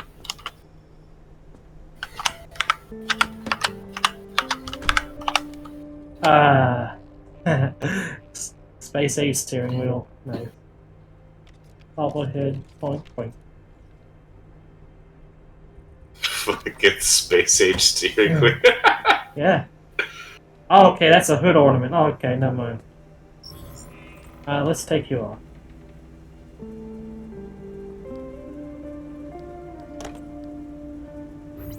I like the steering wheel, though. Let's see, what can I do? Nope. I mean, it's a good looking steering wheel, I'll give you that. Black paint, let's go. Reminds me of something you'd see in like a mecha show from like the 70s. Yeah.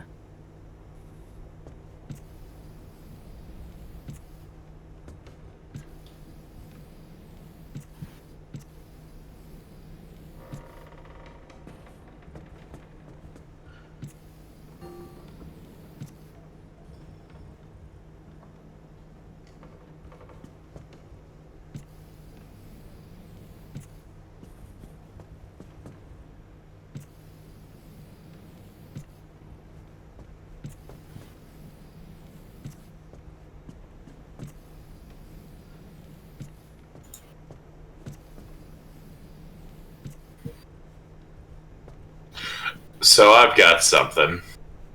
Yes. It's not a story, rather it's a lack of a story. Okay. So, Omaha, Nebraska has the Henry Doorly Zoo, big zoo, really good time. If you're ever in the area, which I doubt you will be, but like, you know. Yeah. Henry Doorly Zoo, fantastic zoo, has a railroad. It's a small little narrow gauge line. One of the steam locomotives there is actually built for the line. The other one is a fucking Austrian tank engine that is over 100 years old and still running. That's the wrong fucking... That's a meme from earlier. Here's the picture of the tank engine. Let me get that. Whoa.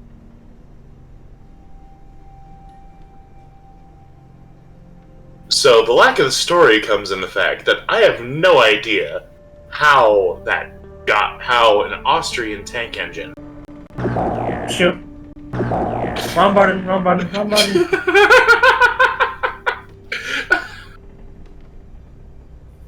I'm sorry. I'm sorry. Alright.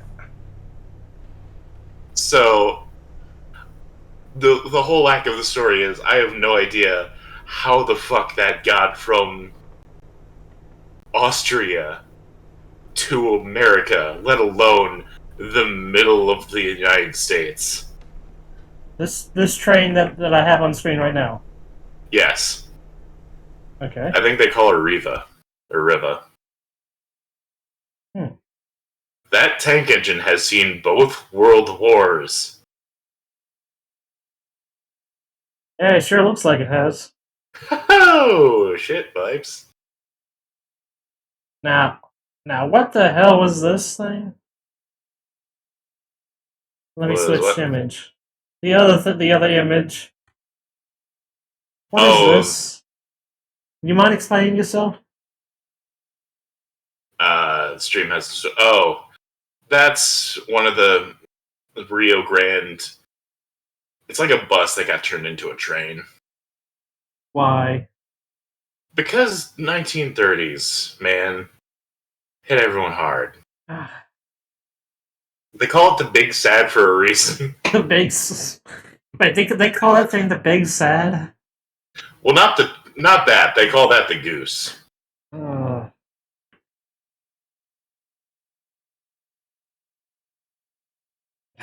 I don't know how to feel about this thing. I don't know how to feel about this at all. I mean, it's not the worst. It's not the worst It's, train it's I've not ever it's seen. not the worst train I've ever seen. No, I just don't know how to feel about it. Well, the fact of the matter is, it was more economical for them to essentially turn a car into a trolley than it was for them to run steam locomotives. So Yeah, it's a part of railroading history. that it be.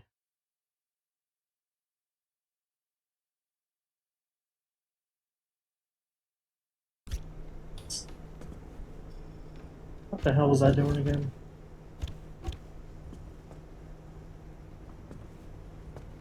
So yeah, I genuinely have no idea how the hell that fucking tank engine ended up in Nebraska.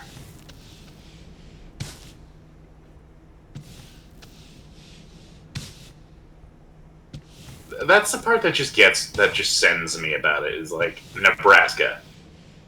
Like, I love the state, but I was born here, so you know.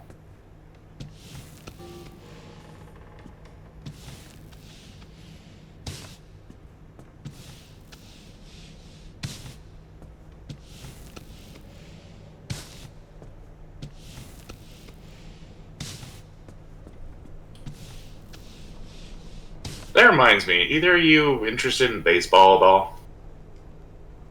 Nope. No. I am not interested Dang. in any sports, honestly, I mean, other than same. racing.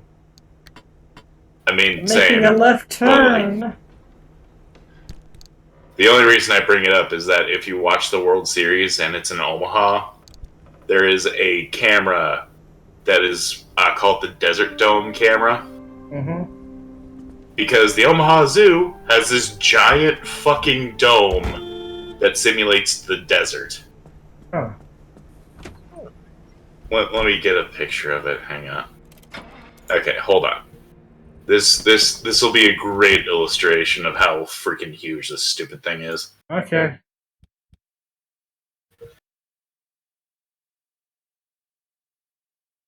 I have to download it first.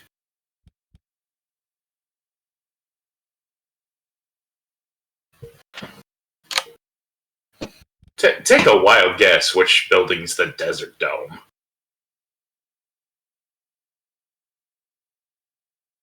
The one in the back? Yes. Dome? It is the dome shape. Yeah, so during the World Series, there's a camera on top of that dome Okay. that looks at the stadium. Okay. That is That's the reason I bring up the World Series, because, like, there's a camera on top. It's Nebraska. You gotta try and make it fucking interesting. Yeah. That's why we have a zoo full of weird trains and frickin' world's largest indoor rainforest. Sorry, a train zoo? Well, no, the trains are at the zoo, and the zoo is so it's full not of a zoo animals. of trains. It is a regular zoo with trains.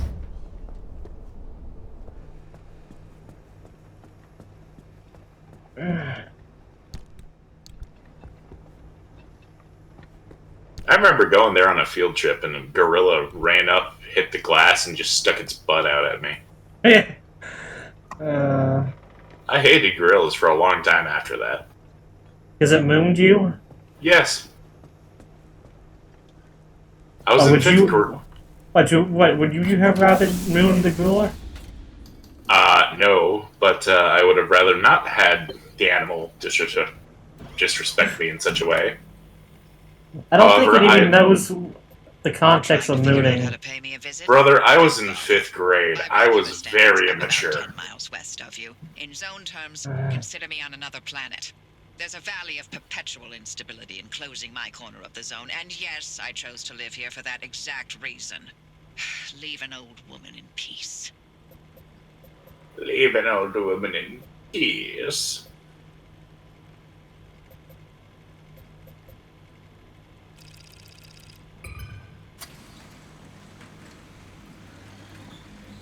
Oh yeah, they also had an albino alligator. An albino alligator? In a dirty zoo, we had an albino alligator. Scared the crap out of me once. Huh. That is certainly something. Hang on, I got a picture. Because Google has pictures. I mean, I know what an albino alligator looks like. It's white with red eyes, yes. And I will definitely show it for the class. Aww.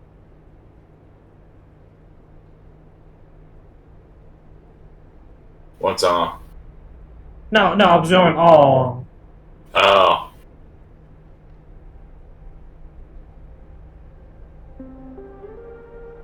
My favorite part of the zoo has to be the aquarium, because there's a tunnel full of sharks. Oh, you couldn't catch me and stuff like that. What if the tunnel gives out and... Oh, there you go. Goodbye. They're not blood-hungry sharks. No, I don't mean goodbye because of the sharks. I mean goodbye because you're pretty much drowning now. I mean, depends on if you can or can't swim. I mean, the tunnel is full of water with a glass. Where are you going to swim to? The top? Yeah. Actually, that sounded stupider when I said it out loud. Honestly, just thinking about it, the whole tunnel would probably just... Like, even if the tunnel gave out, it would probably just, like... It wouldn't flood the whole building. It would just kind of, like... get the floor wet, and that'd be about it. Yeah. It's a fairly big complex. But yes, look into the terrifying shark tunnel.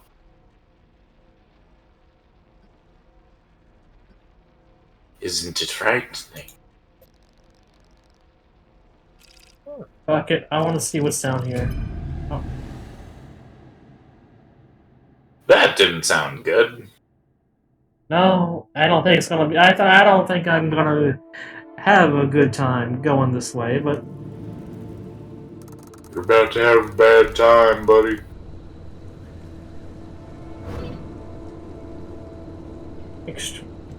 Alright, logbook, what do you say? Storm activity is part of the zone is miraculously rapid after it manifests. Okay, so I won't have to worry about that since I'm not gonna be teleporting. Remnant seems to be more brittle in this part of the zone, meaning collisions, okay. Perpetual stability, oh, yeah. Malfunctioning mess. High levels of magnetic interference combined with broad spectrum means that things are constantly going haywire in this part of the zone.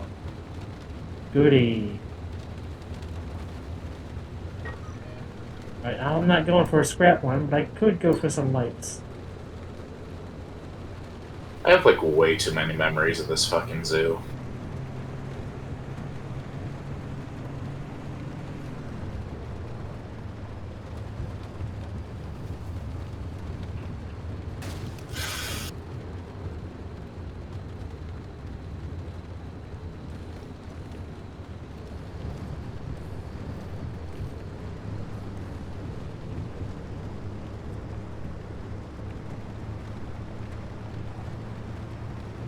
Oh. It's that thing again. Shocking, isn't it? I knew that was going to happen, yet I let it happen anyway. God damn it.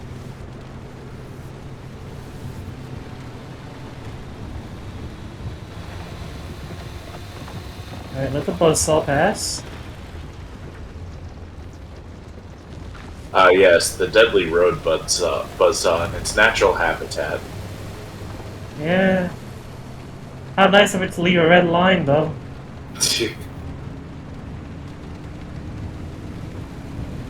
Oh, hey, it's another one.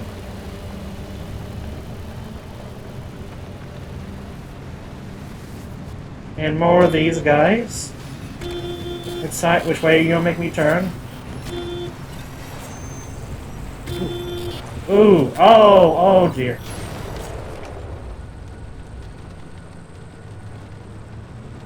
You did not like that car, did you?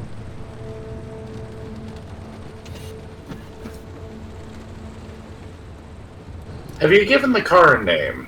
No. Just car. Not even something silly like Bartholomew? Shut up.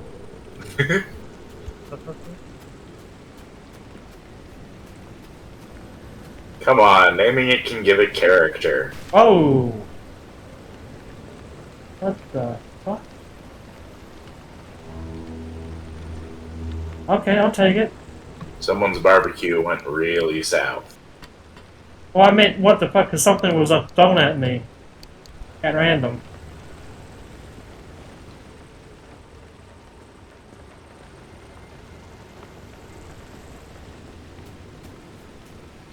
Propane and propane accessories. Propane nightmare. God dang it, I'm gonna kick your ass with the power of my stand. Propane nightmare.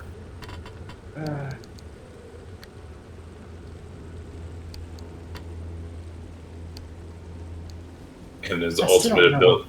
Okay, store back. Okay, I need to build a fax machine. Propane Nightmare's ultimate ability is a bevy.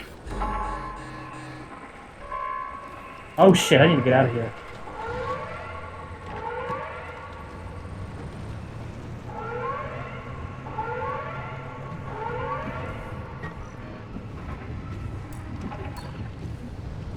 I think it's called a bevy.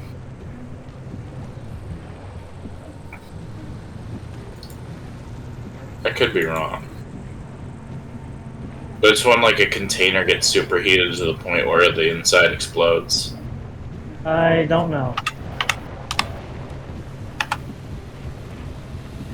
Oh, hello, mannequins. Goodbye, mannequins.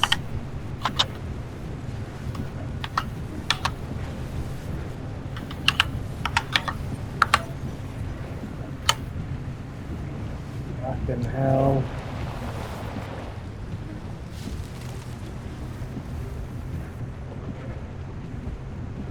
It's a bevy. Okay.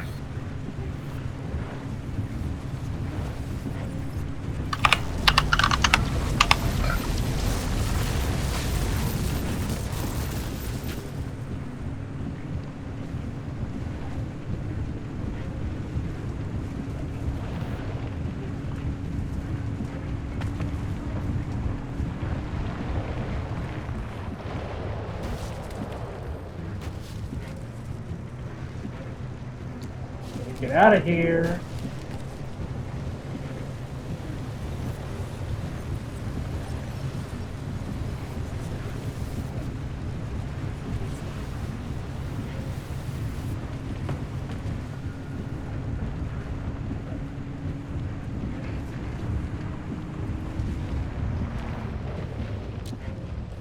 Out of the way, you floating rock hippies.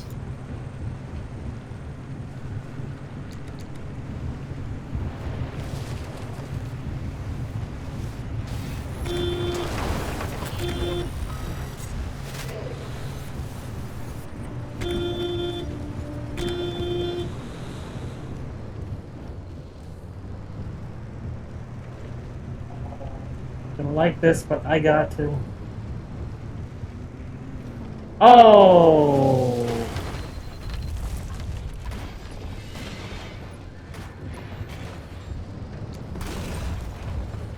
And she made it. Kind of.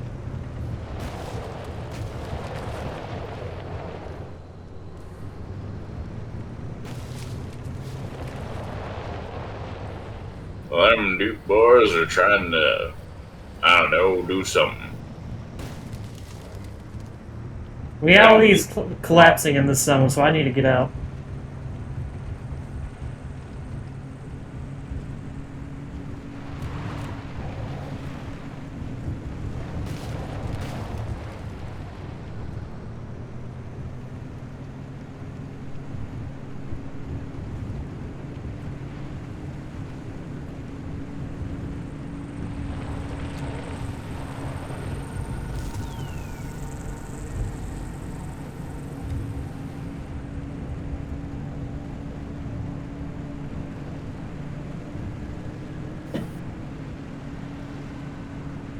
How much farther you gotta go? I'm almost at the exit. Thanks to that shitty shortcut I did. Hey, if it's stupid but it works, it's not stupid. No, but I took more damage than I should have. But you got out. I did.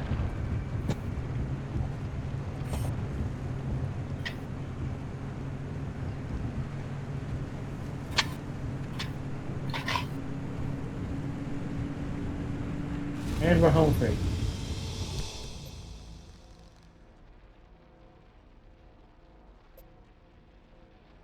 You did it! Yeah! I did it.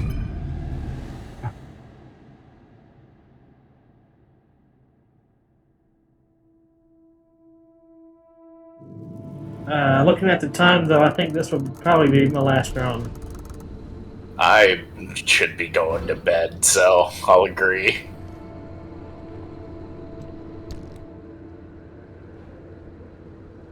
Battery sapping, the warrants, bunny anomalies.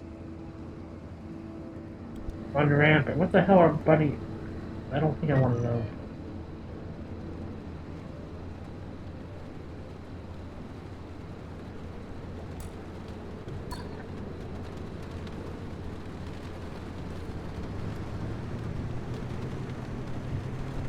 The Octovice needs different charge levels to overcome the conditions for a gateway. You'll have to feed anchors to the Octovice until it's satisfied, and she'll tell you how many she needs at any given time. Okay.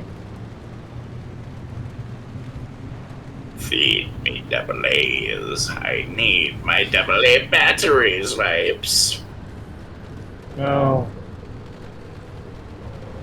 No, fuck off. The remnants are like us in a way. Those of us who chose to stay behind, we're as discarded and forgotten as they are. And by chose to stay, you mean actively defying government orders to evacuate? Then yes. You remember how we went without electricity for 4 months to dodge the clearing crews? There's, like, what?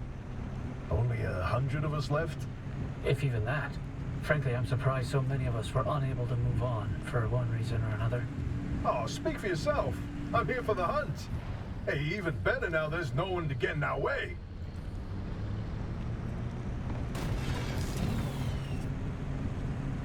I take it by the hunt, he's referring to Bigfoot. Perhaps. Perhaps, or maybe the anomaly. Oh, that. No, but then again, he did mention Bigfoot last time. Or maybe it's the anomaly with big feet. Hey, driver, not to be a downer or nothing, but I'm wondering what we do if you can't find a way out of the zone. They got themselves over the wall. They'll find a way to survive here like the rest of us. Or not. Won't be my problem at that point. I'd hardly call what we're doing here surviving. Ugh, look, hey, both of you always going on and on about putting up with this, ensuring that. There's more to life than that, you know? You, for example, Oppie, you're brilliant. You controlled fundamental forces of nature with your fingertips. Both of you did. Slow down there, kid. We were scientists, not superheroes. Well, I mean, look, hey, to someone who was all thumbs when it came to science, they're one and the same. I just don't understand why you're wasting away here, borrowed away in the zone. Both of you, you're sitting on so much lost potential. Potential is a carrot on a stick for the young. An illusion to keep you forging on when you should have given up long ago. Nothing had more potential than limb technology. And look what it did to the Olympic Peninsula. What I did. Look around. We're stuck here. For good. All we can do is survive. Everything else is moot. I forgot what a charmer you are, Oppie. An absolute living ray of sunshine and optimism. Look, scientists are just superheroes who haven't had the horrible lab accident yet. Yeah.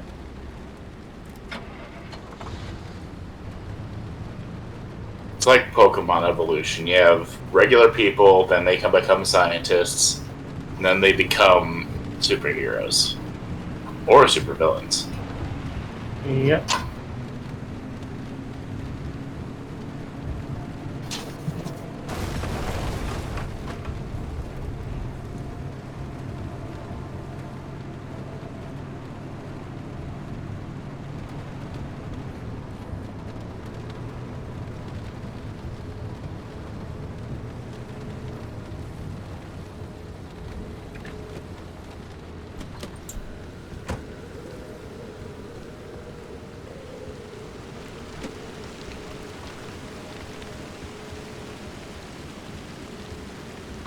Hey, Xeon.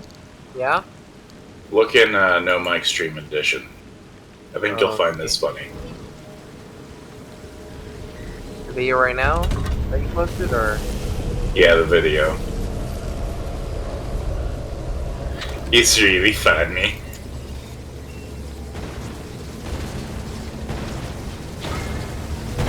What the hell is that? What the fuck was that? Vault Bunny. I guess you could say it's a shocking experience.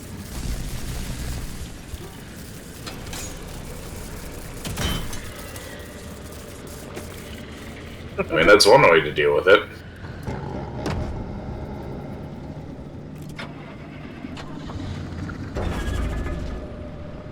Well, whatever it is, the scrapper wanted that thing, so I'm good.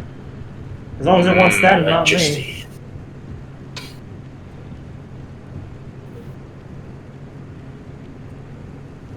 I think I'm gonna call it a night. I need to go Alright, for good work night, Tank. tomorrow. And after Good this night. one, I'm going to call it a night as well. So long, farewell, Wiedersehen, Till we goodbye. meet again, goodbye.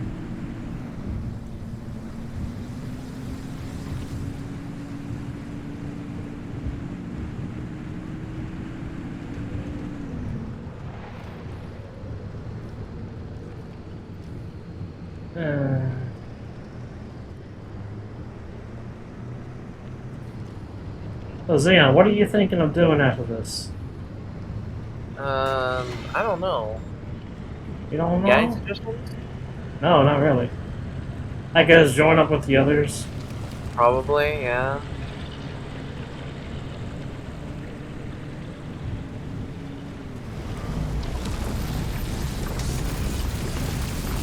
Oh.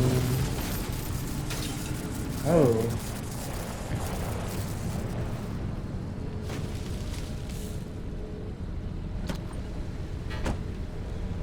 Get back in, get back in. I wouldn't park.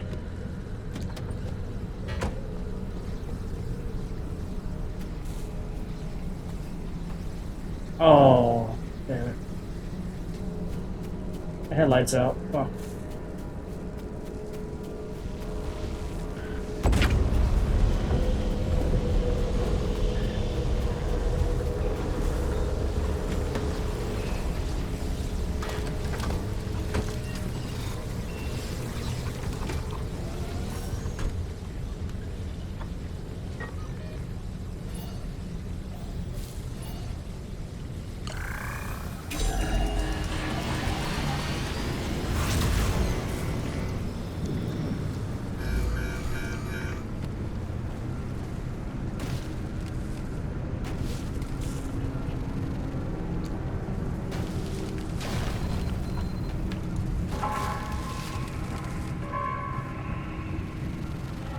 Come on, you can make it, car.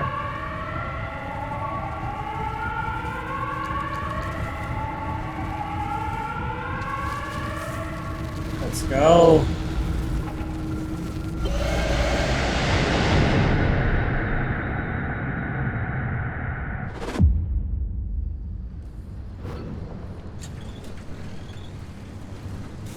And No, interesting thing about those anchor plugs, they use limb technology to stake down pockets of stability in an area. Basically, they delay how quickly you're turned into Swiss cheese out there.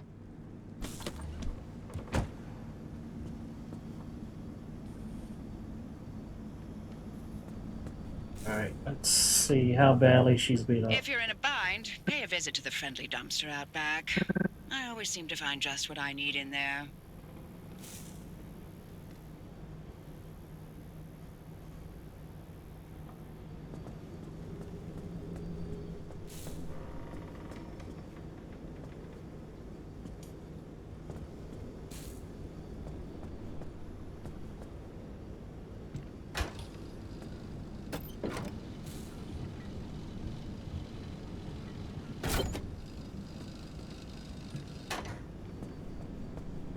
Alright, friendly dumpster, what do you got for me?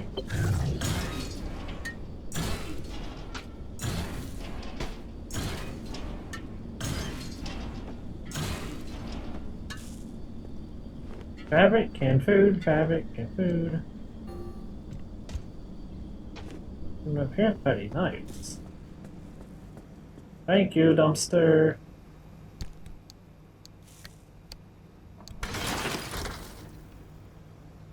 Oh.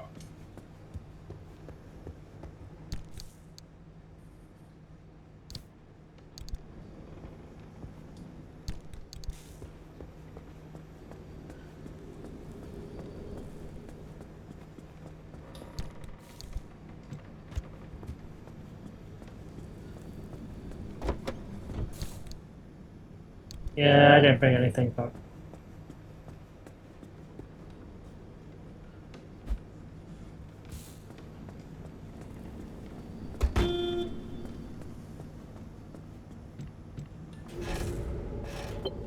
Alright, let's see. What's wrong with you?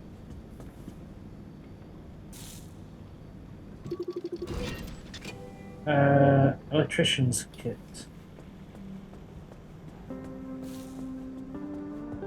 First, let's see if I can actually make an actual light. Yeah. Do that.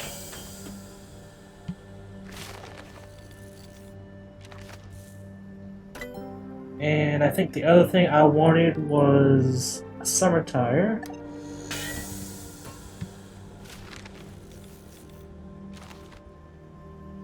So I then could make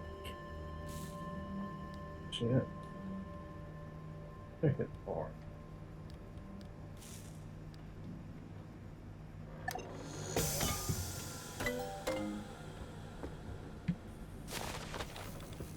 Let's learn you. Then let's get that fax machine.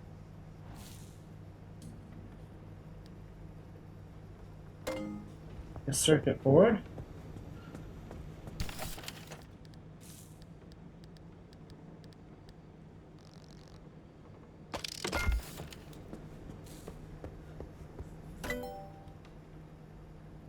Make that fax machine. Yes.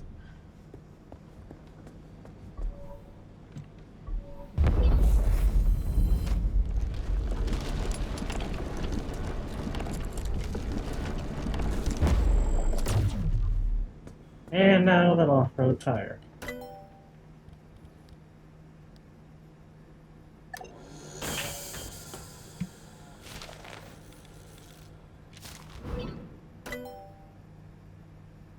Let's see, what should I make next?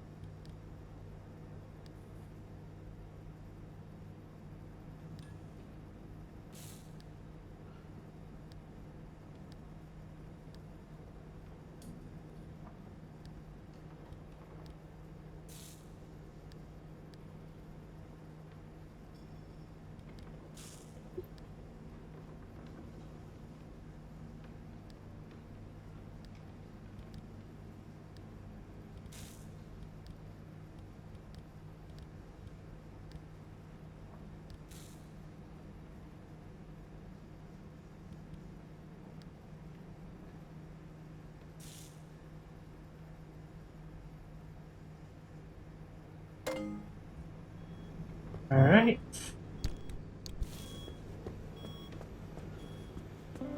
Make the headlight.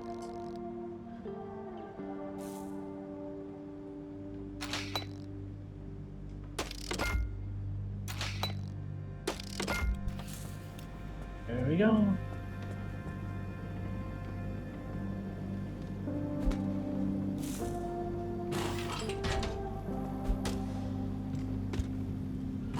Put you on. Dismantle you. And put good headlight.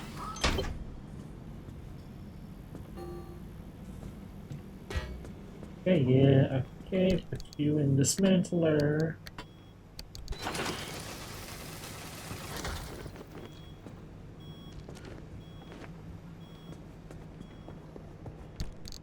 And up.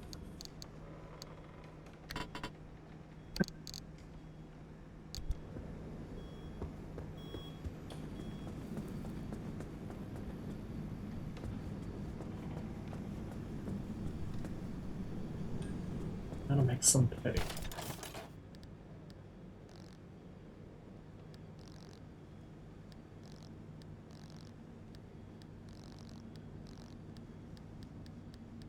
Petty, chemical shit. I don't got the chemicals. Damn.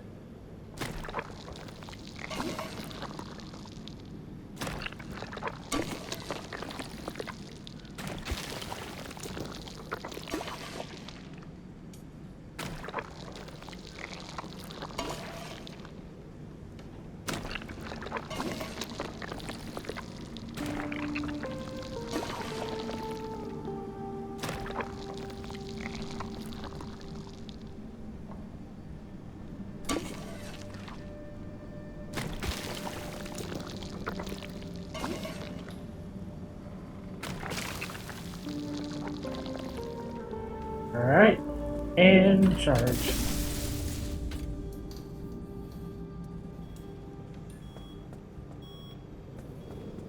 Yeah. I do something with you.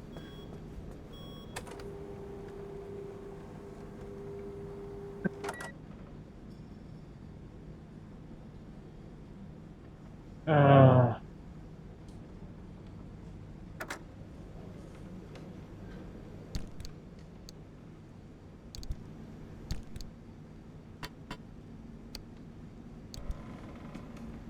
Alright. And that would be the end of it.